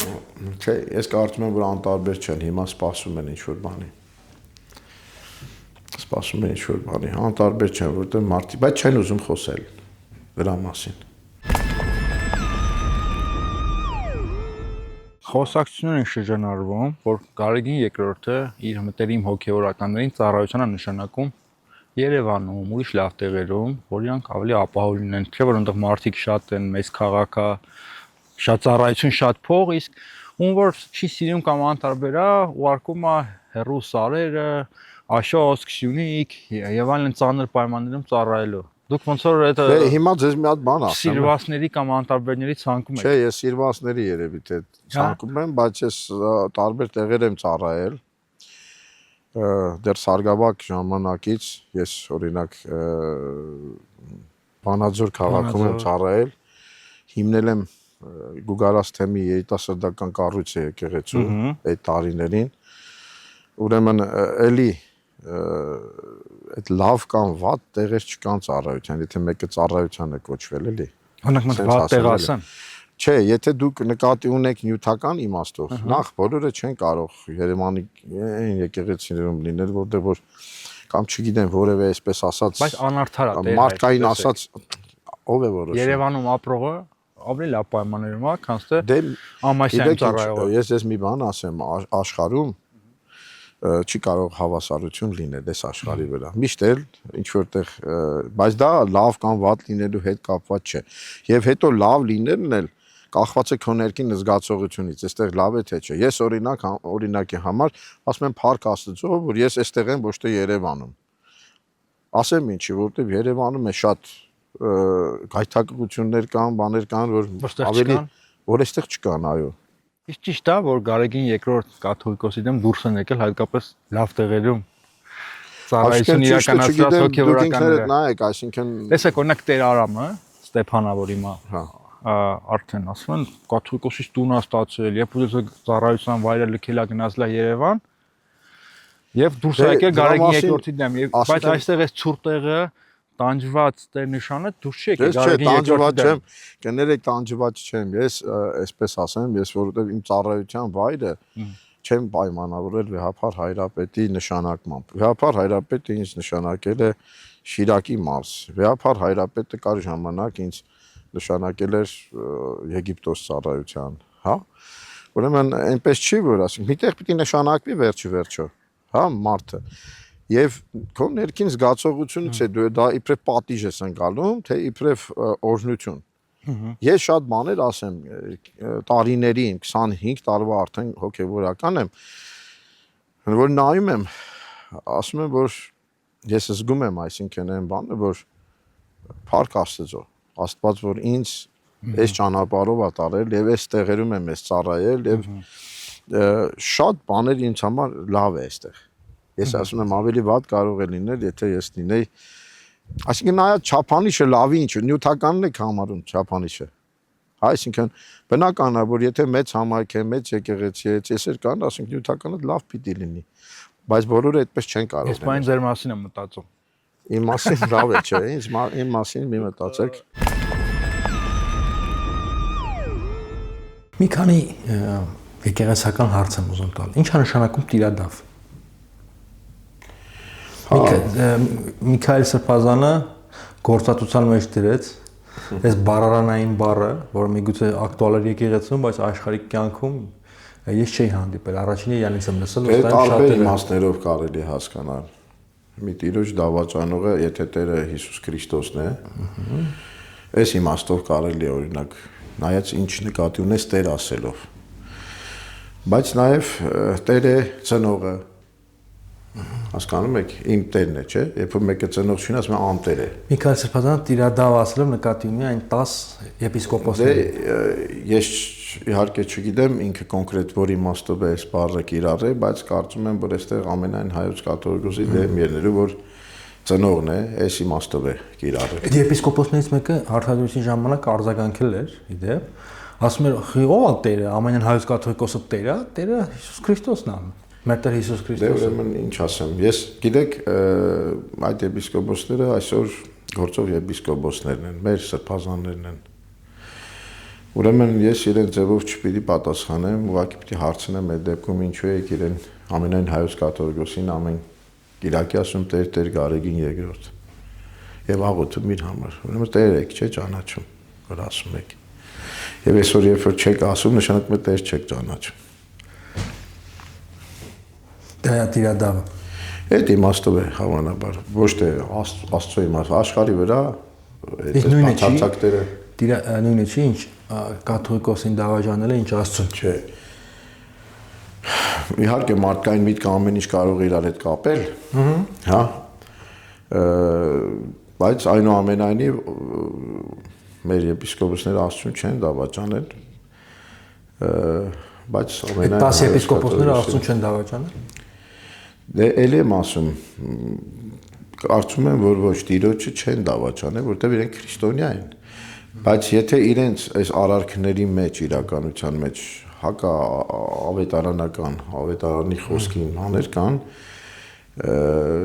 հնարավոր է Կայենը ում է դավաճանել։ Ով? Կայենը։ Կայենը իր եղբորն էր դավաճանել, սպանել։ Ուրեմն տեսեք ինչ կա։ Այո, այստեղ այս պատարակների հետ կապված, երբ որ ասում են բանա, պատարակը լեգիտիմ է եւ այլն։ Հա, այո, լեգիտիմ է պատարակը, ոնց որ Կայենի եւ Աբելի պարակայինը երկուսն էլ Աստծո առաջ լեգիտիմ նծաներ բերեցին, բայց տեսնում ենք, որ սրտին նայելով Աստված մեկը ընդունեց, մյուսը չընդունեց, թեև իրենց պատարակը կամ ընծան լեգիտիմ էր։ Ուրեմն շատ կարևոր է, որ պատարակների այս մասնակցության մեջ նաև այդ սրտի դիրքը լինի։ Եկ ցանկացած կողմ կարող է պատարակի մասնակցել։ Այսինքն կարևոր բան ասացիք, ես ձեր ասացից հասկացա, որ չընդունել Գարեգին երկրորդ կաթողիկոսին ամենևին չի նշանակում դադարել լինել քրիստոնյա։ Իհարկե։ Այլ այդ դեպքում ի՞նչն է խնդիրը։ Խնդիրն այն է, որ Ինչ ենք անձինս կան մեծ կարևորություն տվել։ Քրիստոնյա չես դադարում լինել, բայց քանի որ եկեղեցին հավատավոր հոտը հավաքված է հոգևորականի շուրջ, եւ եկեղեցու առաջնորդը ամենակարևորը առաջնորդն է նաեւ այդ հոգեվորականների մեջ ուրեմն իրեն ընդունելուց է կախված թե դու այդ եկեղեցու անդամ ես թե չէ ընդ որում այստեղ հիմա կարող են ասել որ կարող է մի քանի կաթողիկոս լինել եւ այլն ուրեմն այդ միաբանության անդամ ես թե չէ ասեց ասեմ հիմա մենք ունենք ամենայն հայոց կաթողիկոս ունենք մեծիտանու կիրիկո կաթողիկոս Եվ մենք տեսնում ենք, որ շատ համայնքներում մեծիտանու կիրիկո կաթողիկոսության ամենայն հայոց կաթողիկոսի անուններն են, իբրև ծայրագույն պատրիարք եւ ամենայն հայոց կաթողիկոսի։ Բայց որոշ համայնքներում չեն հնչում։ Այո, կարող է այդպես։ Ես դեպքեր եմ հիշում, երբ որ բայց նաեւ հնչում են, չէ՞։ Օրինակ եթե Երուսաղեմի պատրիարքը նեղանում էր Էշմիածնից, այնտեղ էլ չէին հնչեցնում կաթողիկոսի անունը, նույնը Կոստանդնուպոլսի պատրիարքը, այսինքն նոր բան չէ։ Ուրեմն մարդկային է դա։ Ուրեմն մարդկային է։ Բայց Կարծում եմ, որ մարդուց եկող բան է, այսինքն ոչ թե Աստծուց եկող։ Առանց կաթողիկոսի անունը հնչեցնելու պատարակա, որովհետև KGB-ի բանտից սրբազանները ասում են, որ դա ինչ-որ սատանայական Չէ, սատանայական չասին, այլ սրբազանն ասել է, որ դա պատարականման արարողություն է։ Բայց ինչ-որ սատանայական ձևակերպումն էլ կար։ Ես ձեզ մի բան ասեմ, էլի։ Ուրեմն պատարակը ամենալուրջ խորհուրդն է։ Այսինքն Տիրոջից հաստատված մկրտությունից հետո, քրիստոնյա դառնալուց հետո ամենակարևոր խորհուրդն է։ Օրինակ, երբ որ մենք եկեղեցին մտնում ենք, մեր հայկական եկեղեցիները հիմնականում օրինակ ամենաբարձր տեղում առաջին բանը, որ մեր աչքին զարնում է, Սուրբ Խորանն է։ Ճիշտ է թե չէ։ Պատկերներ, սրբապատկերներ, բան հետո է որ գալիս է, որ մենք ուշադրություն ենք դարձնում։ Ինչու՞։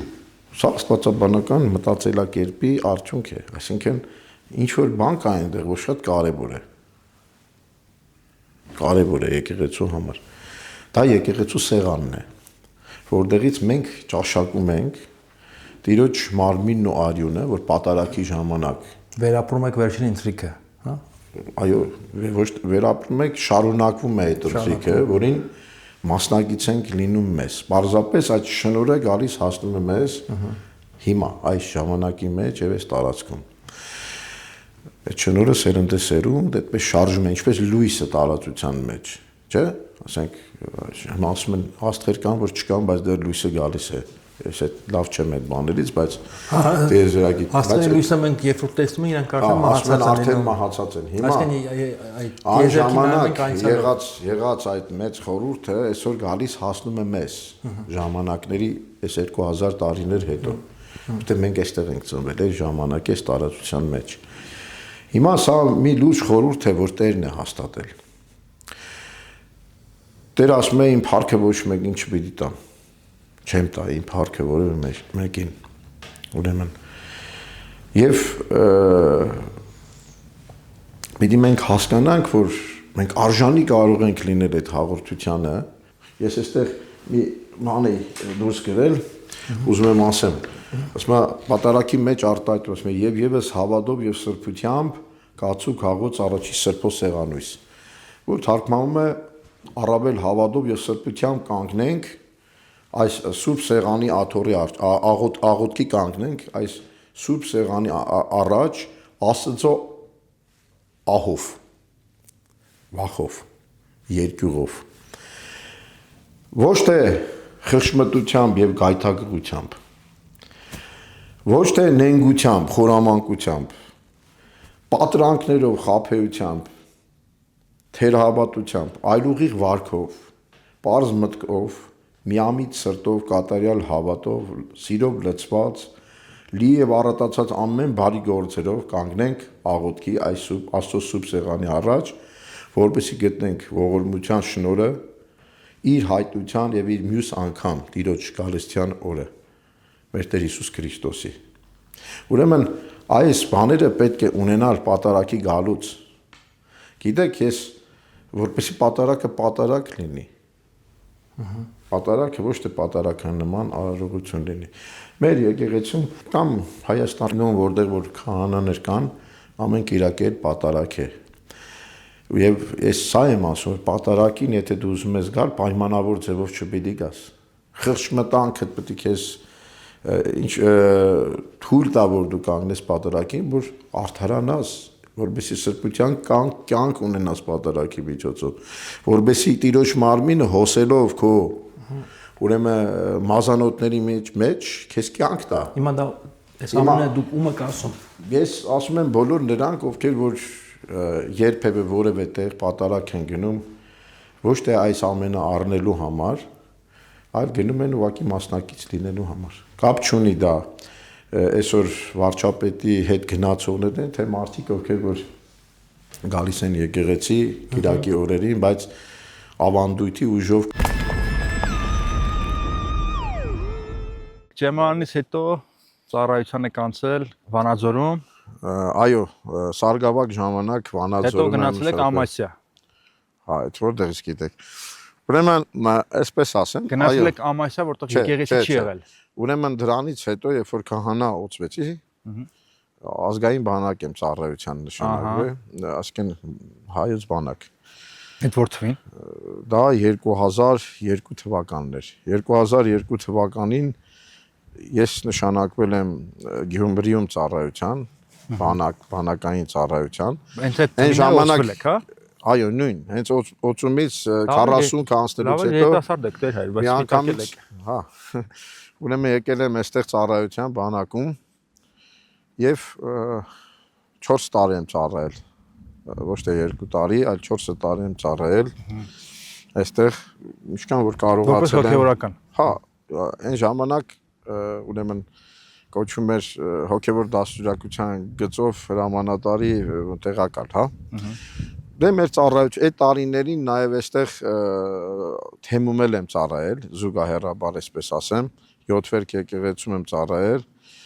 եւ նաև եղել եմ փոխտեսուչը այստեղ ընծայարան կար այն ժամանակ Շիրակի թեմի ընծայարանն է, ես փոխտեսուչն եմ եղել նաև այդ ընծայարանը։ Բանակից հետո գնացել եք Ամասիա։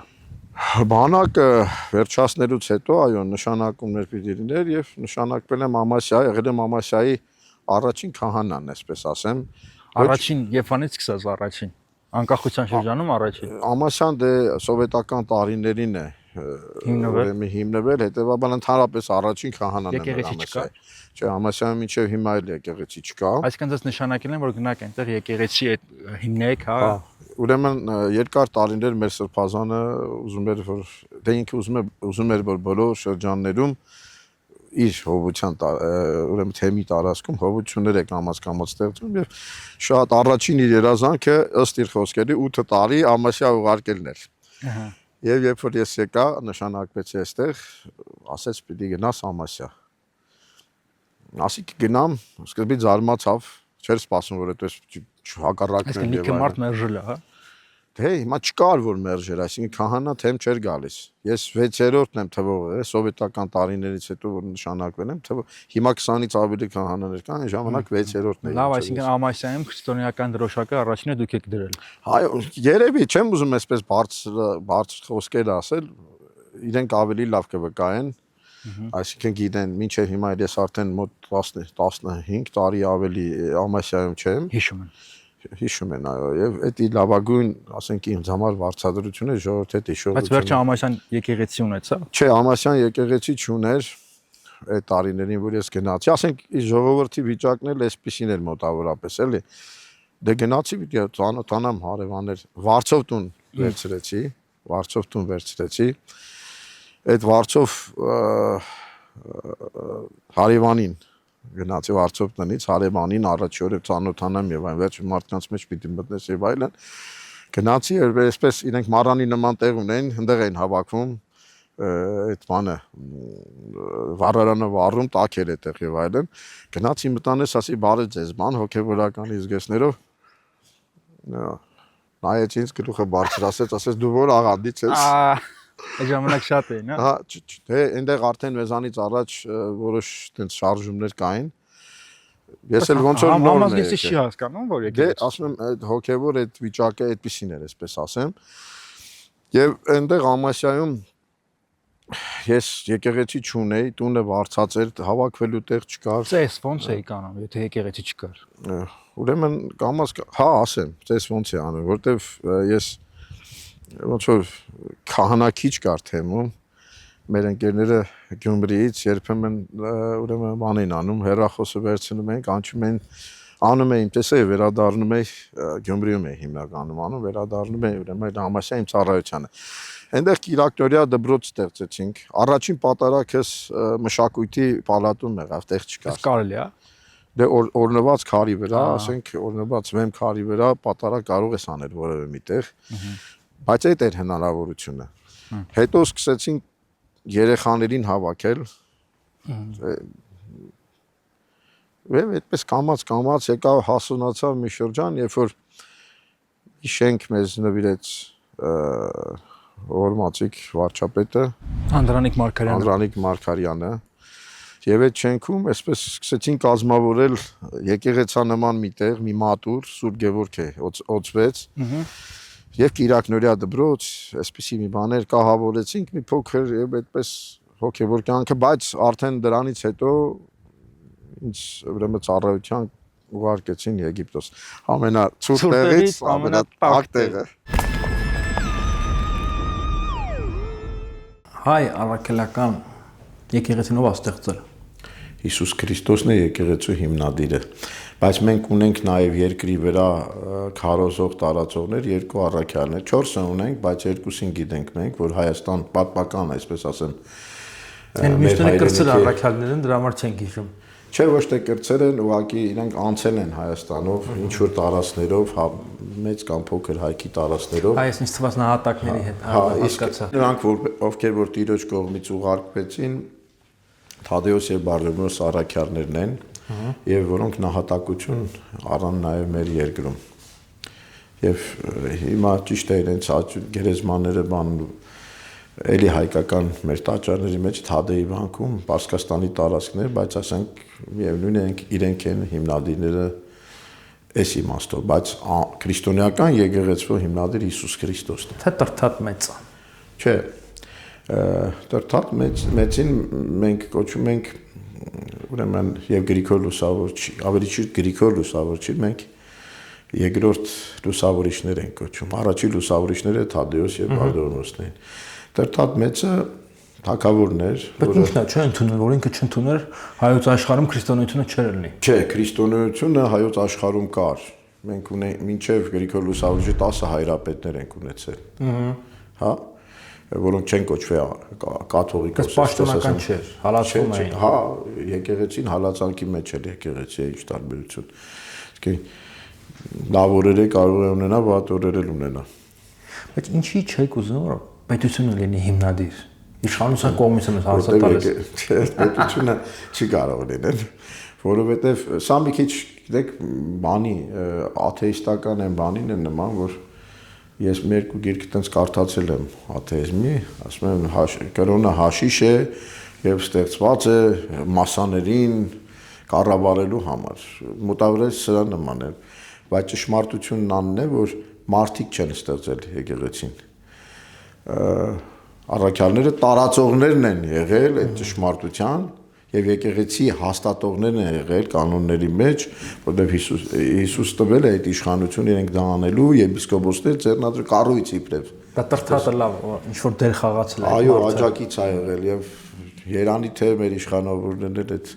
աջակիցները լինեն եկեղեցու եւ հավատքի տարածման։ Լավ։ Ունենք պատարակ, որը Բայց ամենակարևորը քրիստոնյա է եղել, դրա համար այդ դարձել է քրիստոնյա, դրա համար այդպես է։ Ունենք պատարակ։ Պատարակը բազմաշերտ տեքստերի,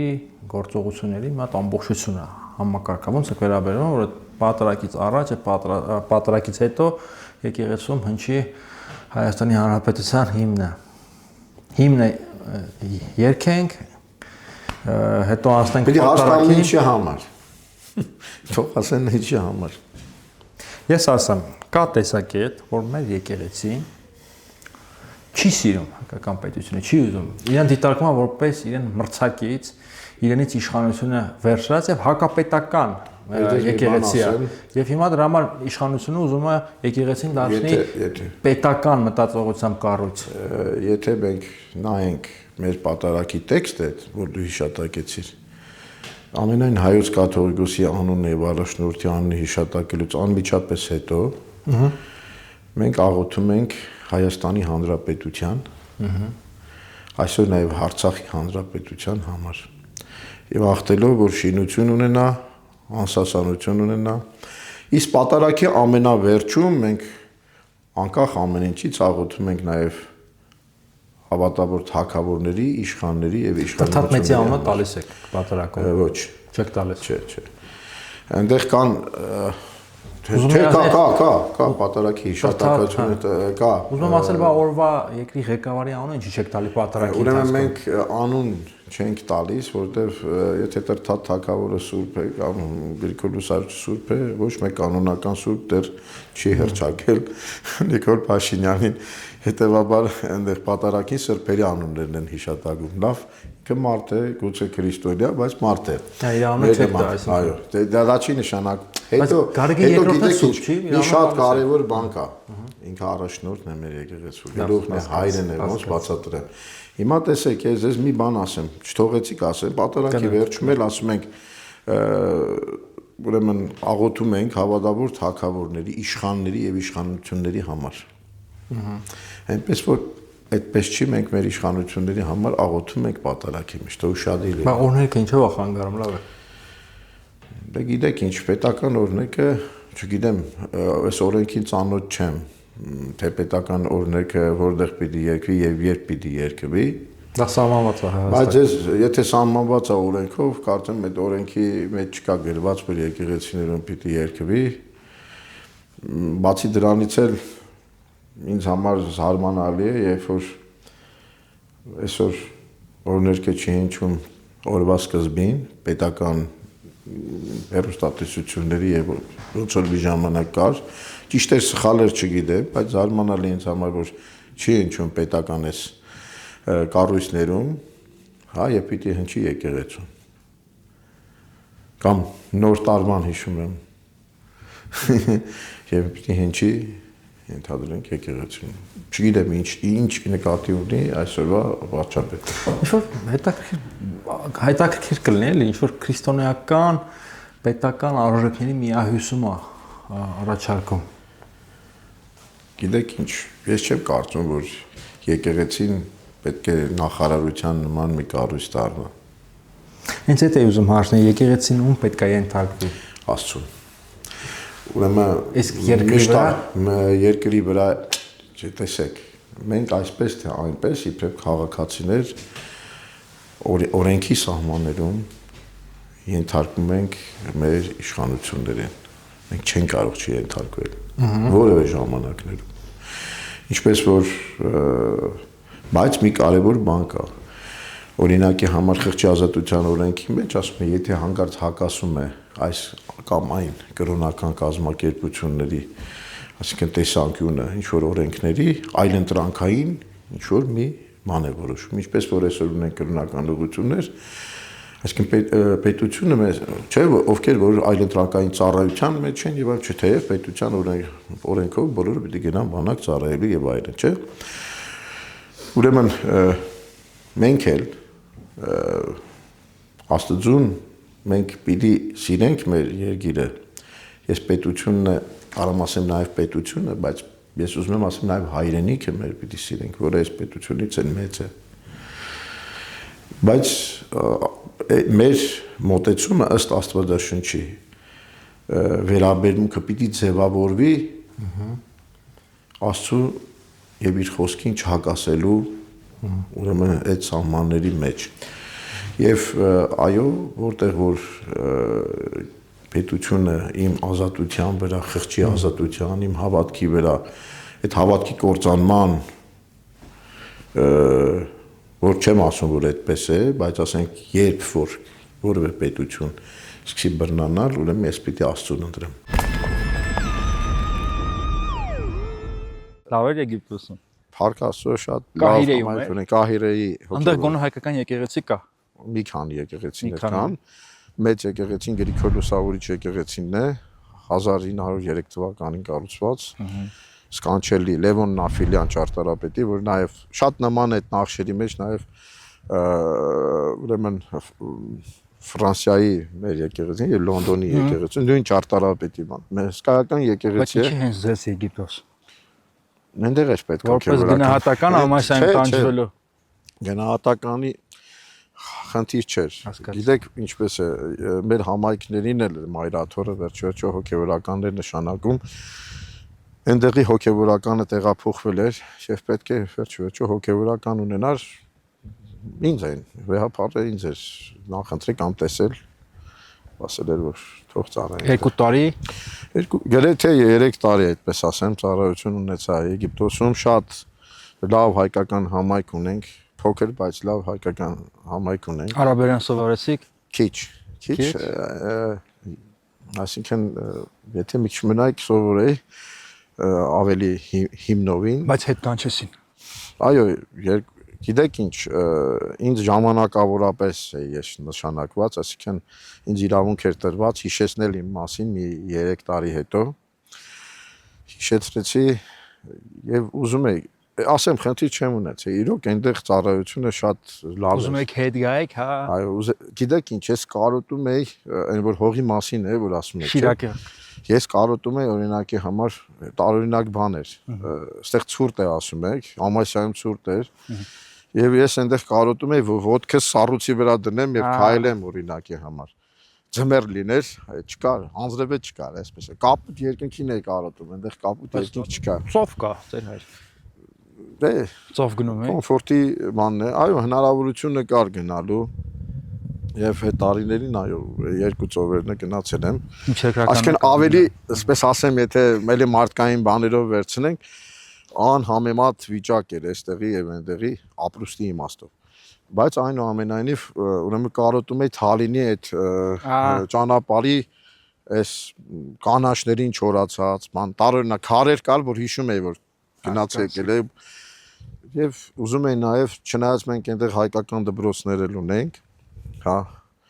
Գալստյան, Նուբարյան, Պողոսյան դպրոցներ ունենք հայկական ուղղակի։ Եգիպտոսում լուրջ հայկականության ավանդույթ ունենք։ Եւ համայնքներ, այո, այո, եւ բայց ես ուզեցա վերադառնալ Հայաստան այստեղ միշտ ասում եմ այս մի բանը, որ ծառը եթե հանում ես տանում դնում ես միտեղ ինքը այնտեղ արմատները որ իր հողի վրա է պինդ։ Ես ինձ զգում եմ այս հողի վրա պինդ, այսպես ասեմ։ Տեսեք, տերեր, արդեն ինչքան ժամանակ ես եւ դուք փորձում ենք իրար գտնել իշխանություն, եկեղեցի բախման պատճառը եւ ես ձեր խոսքում գտա պատճառներից մեկը։ Տեսեք, դուք խոսում եք պետության մասին, հետո խոսեցիք հայրենիքի մասին, դրանք իրար ըստ իշխանության մտան հակադրության մեջ, քանի որ ըստ հայրենիքը ավելի մեծ է, քան այսինքն աշխարհայացքային է ուզում եք ասել։ Այսինքն նաև աշխարհայացքային խնդրեմ կա եւ եկեղեցականների աշխարհայացքը մտածողությունը չի տեղավորվում իրական Հայաստանի 4-րդ հանրապետության կամ ասենք տրամաբանության մեջ։ Մեր տրամաբանությամբ Ռամա Նիկոլ Փաշինյանը ստեղծում է նոր եկեղեցի, այն ասեք։ Չգիտեմ, այսինքն ստեղծում է թե չէ, բայց ամեն դեպքում ուրեմն չի կարելի մտնել եւ օրենքով արգելված է ներքին կառավարման մեջ մտնել եկեղեցու։ Հերի խրճի եւ ազատության օրենքի ներքին կառավարման մեջ մտնելը արգելված է։ Արդեն մտել են։ Հա, ուրեմն օրենքը պիտի պահենք ուրեմն մենք։ Աշխարհայացքային իմաստով, այո, ինձ համար երևի էլի ուրիշ հոգեվորականներից էլ լսել եք, հայրենիքը չի սահմանավորվում Հայաստանի այսօրվա հանրապետության տարածքով, որտեղ հայրենիք այն տարածքն է, որտեղ որ մեր հայրերը ապրել են, հայրենիք ենք ասում, գործել են, մշակութային արժեքներ են ստեղծել, ժառանգություն են ստեղծել եւ փոխանցել են մեզ։ Սա երբեք չի նշանակում, որ մենք ռեալը չպիտի ընդունենք, որ այսօր այստեղ է մեր հայրենիքը։ Հա? Բայց իմ մեծ հայրենիքը վերջիվերջո հիմա գիտեք ազգանունս կես ռուսական է, բայց ես մշեցի եմ մյուս կողմից։ Եվ իմ նախնիների գերեզմանները այնտեղ են։ Արաքսից այն կողմ դրա համար ի՞նչ է։ Այո, այսօր կարելի ասել պատմական Հայաստան, բայց իմ հայրենիք։ Թուրքիան չի։ Փաստացի, այո, Թուրքիա անունն է այսօր այդ տարածքի վրա։ Իսկ տեղ գյուղից այն կողմ ի՞նչ է դες համար։ Տեղ գյուղից այն կողմ չեմ եղել, ճիշտ ասած։ Այսօր Սյունիքի տեղ գյուղը նկատել է։ Տեսեք, ես չեմ եղել, չգիտեմ, բայց ես գիտեմ, որ իմ պատմական հայրենիքի մի մասն է։ Այո, այսօր գտնվում է ուրիշ պետության ձեռքին։ Ուրիշ պետության ձեռքին։ Դա խնդրեմը է սա իշխանության հետ։ Հասկանում եմ, բայց չեմ կարծում, որ միայն դա է։ Իսկ Հայաստան, այսօրվա Հայաստանի համար էլ իմ կարծիքն է դա, ասենք առաջին, երկրորդ, երրորդ, ես հանրապետությունները չեմ ուզում այդպես բաժանում, առաջին, երկրորդ, երրորդ, չորրորդ, հինգերորդ, հետո վեցերորդ։ Հայաստանի հանրապետությունն է, դուք սիրում եք ասել ռեալ պոլիտիկով այսօր է դա։ Իրական Հայաստանը։ Իրական Հայաստանն, այո։ Բայց մենք չպիտի մոռանանք մեր պատմական երկիրը։ Տեսեք, դուք արդարության հարց կա, գիտեք, ասենք, քանի արդարությունը չի վերականգնվել, խնդիրը մնալու է։ նկատի ունեք ցեղասպանության ճանաչումը։ Ոչ միայն ցեղասպանության, այսինքն արդարությունը պիտի վերականգնվի։ Կարող է 100 տարի չգիտեմ ինչ որ ժամանակ, ինչ որ ձևով ոնց որ սովետական տարիներին, ասենք այդ իրենց սովետական երկրի այդ մեխանիզմներով, կառույցներով, հա փորձեցին մեզ բարեկամացնել, ինչ որտեղ ստացվեց, կարծում եմ չեղավ, եթե հետո միտեղ պայթեց այսպես։ Այս հարցը որ Միքայել Սեփազյանին տայի կջղանանար, բայց դες տամ տանամ դուք կջղանանաք թե չէ։ Գուցե չպատասխանեմ։ Տեսեք, այն ինչ որ դուք ասում եք, ըստ իշխանության կոնֆլիկտացին է, ենթադրում է կոնֆլիկտի ծնում կամ հին կոնֆլիկտի շարունակություն հարևան երկրների հետ։ Իշխանությունը խոսում է խաղաղության մասին, հարևանների հետ հարաբերությունները կարգավորելու մասին եւ եկեղեցին որպես համազգային կառույց իր պատարակների ժամերգությունների ընթացքում կես բերան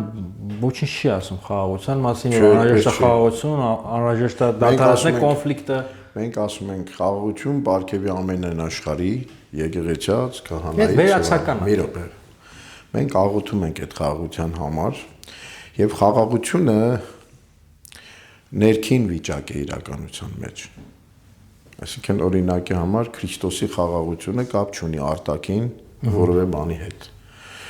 Ռումբ պայթեց, պատերազմ եղավ, այդ խաղաղությունը մարդու մեջ Տիրոջով է, որտեղ խաղաղության իշխանը Քրիստոսը ինքն է։ Այսպես է մեզ սովորեցնում Սուրբ Գիրքը։ Մենք հիմար պիտի լինենք, կամ որևէ մեկը հիմար պիտի լինի, որ ասի ես չեմ ուզում խաղաղություն։ Բայց պիտի լինի արդար խաղաղություն։ Սա է մեր մտածումը։ Ես գոնե այդպես եմ կարծում։ Եթե ես անիրավված եմ, ես խաղաղություն չեմ կարող ունենալ, մինչև իրավունքը չվերականգնվի։ Մի ներողություն, հասարակման ներողություն։ Ընտանիքը կարող է փրկել։ Արդարություն ասելով ինչ եք հասկանում։ Կոնկրետ ինչ նկատի ունեք, ինչ տեսքով է դա։ Այս կոնտեքստում, այո, ես պիտի իրավունք ունենամ իմ պատմական երկրի մեջ գնալու, այցելելու։ Մեկ կարող ասեք, այսպես կարող եք գնալ։ Այսօր ոնց որ Սրբազանը ասում մեզից խլվել է դա։ Ոչ թե մենք ելել ենք, գնացել ենք, եկել ենք այստեղ ապրել ենք, հա։ Թողել ենք, չէ՞, մարդիկ կան, որ օրինակի նախնիներից է կարող է ոմանք եղել են, որ մինչև այս ամեն ինչը, մինչև ցեղասպանություն, ասենք եկել են, բնակվել են այս երկրում։ Դե նա Նիկոլ Փաշինյանը փորձում է հենց անի, որ սահմանները բացվեն, գանք, առևտուր անենք։ Էլի։ Ուրեմն տես, առևտուր հիմա էլ կարանք անենք եւ անում ենք։ Ահա։ Չենք անում ենք։ Բայց այդ ծավալները չի։ Իսկ գուցե մտածենք մեր գիտեք ինչն է խնդիրը։ Մենք փոքր երկրները խնդիր ունեն մեծերից բան լինելու։ Այսինքն տնտեսություններ, չէ, բարդույթի հարց չի, մեծ տնտեսությունները կլանելու, հասկաց։ Փոքր տնտեսությունները ոչնչացնելու բան ունեն։ Հիմա մենք գուցե մտածենք մեր տնտեսությունը մեծացնելու մասին ավելի ճիշտ կլինի։ Ավելի անկախ կլինենք, այսպես ասած։ Որևէ հարցս ձևակերպեմ։ Պատգամավորներից մեկը Մարիա Կարապետյանին գիտեք։ Անկեղծ ասած չեմ հիշում։ Ասում էր հայ եկեղեցին, Հայաստանի եկեղեցին պետքա բխի Հայաստանից, դուք Հայաստանից չեք բխում։ Տեսեք, ինչ որ վերացական Հայաստանի եկեղեցին մեծ հայքի մասին եք խոսում։ Չէ, դուք էլ ճիշտ չեք, ինքն էլ ճիշտ չի, հայ եկեղեցին պիտի բխի Քրիստոսից։ Ես իր ասածն եմ Քրիստոսից։ Ոչ այլ պետությունից եւ ոչ էլ որևէ պետությունից։ Եկեղեցին բխում է հիմք է առնում, ուժ է առնում Քրիստոսից։ Մեր քաղաքականությունը այդ իմաստուն Պողոս Արաքյալը ասում էր երկնքում է։ Ուրիշ տեղ եք փնտրում։ 25 տարի անցել է մեկնարկից։ Այսպես եք պատկերացնում։ Կյանքը եւ հոգեվոր ծառայությունը ընդհանրապես։ Ես երբեք չեմ մտածել, որ հենց այսպես պիտի լինի, այսինքն ես այստեղ պիտի ծառայեմ կամ այսպես պիտի լինի, բայց ես չեմ զղջում եւ ոչ էլ հատ եմ զգում։ Աստված ինձ այս տարիների ընթացքում, ասենք, միշտ օրհնել է իմ ընտանիքը։ Օրը հիշում եք, երբ որ առաջին անգամ մտաք հայկական եկեղեցի որպես ծառայող։ Չէ, հենց այդ օրը չեմ հիշում, բայց հիշում եմ այդ իմ շապիկ հագնելու տարիները, այսպես ասեմ, բանի Նորագավթի Սուրբ Գևորգ եկեղեցում, որ շատ սիրելի էր ինձ համար, մինչև չեմ արել այնտեղ ծառայել եմ։ Ու կարծում եք, որ Աստվածա կանչեց ձեզ։ Անշուշտ Աստված եթե չկանչի, որևէ մեկը չի կարող առաջնորդի տանի, այսպես ասեմ։ Կանչ Աստծուց եղեք, գիտեք ոնց էր։ Ես այդ տարիներին, երբ որ Կիրակնորիա դպրոց էի գնում եւ այլն, հա, եկավ հասավ մի պահ, երբ որ զգացի, որ ես Աստծո խոսքը պիտի քարոզեմ։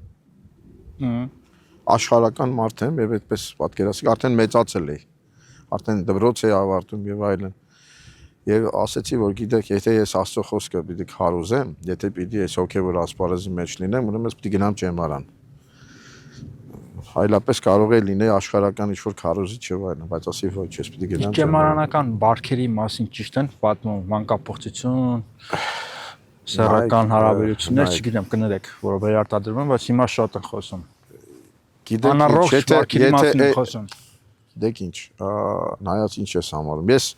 կարող այրանք դրան են հանդիպել, դրան չեմ հանդիպել, այլապես ես իմ տղային չէի ուղարկի ճեմարան։ Առողջ հարաբերություններ եք հանդիպել։ Այո, հանդիպել եմ, ամեն ինչ եղել է։ Սեռականության մասին չկներեք, էլի այդ խոսքը։ Հիմա երիտասարդներ են, բանից ելած, կարող է նաև անհասկացողություններ լինեն, չէ՞, վերջը մարդիկ տարբեր ընտանիքներից գալիս են իրար հետ ապրում են փակ տարածքի մեջ,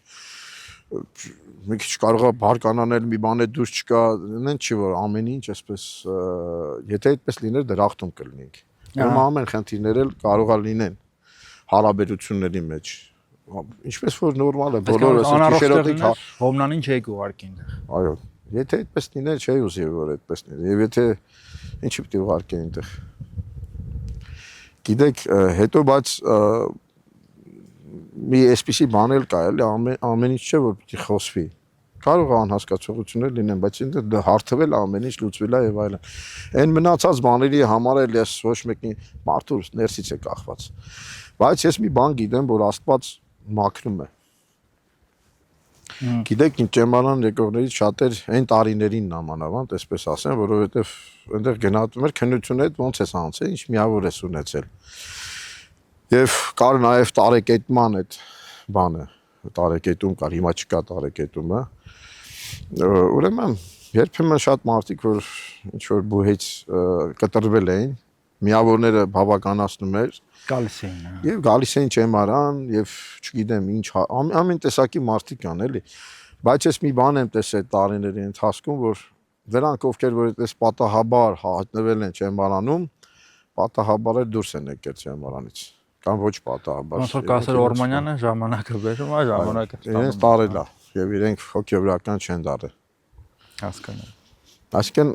մենք միշտ մարդկային գործոն ենք նայում, բայց Աստված էլ ինքը ուրեմն այստեղ իր դերը ունի։ Ինքը իդի ում է տանում։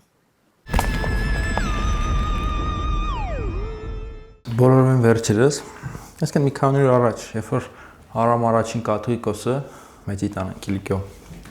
կաթողիկոսության դատապարտում էր, այն ինչ որ կատարվում էր Հայաստանում հոգեվորականների հետ, իշխանության կողմից շատ հետաքրքիր,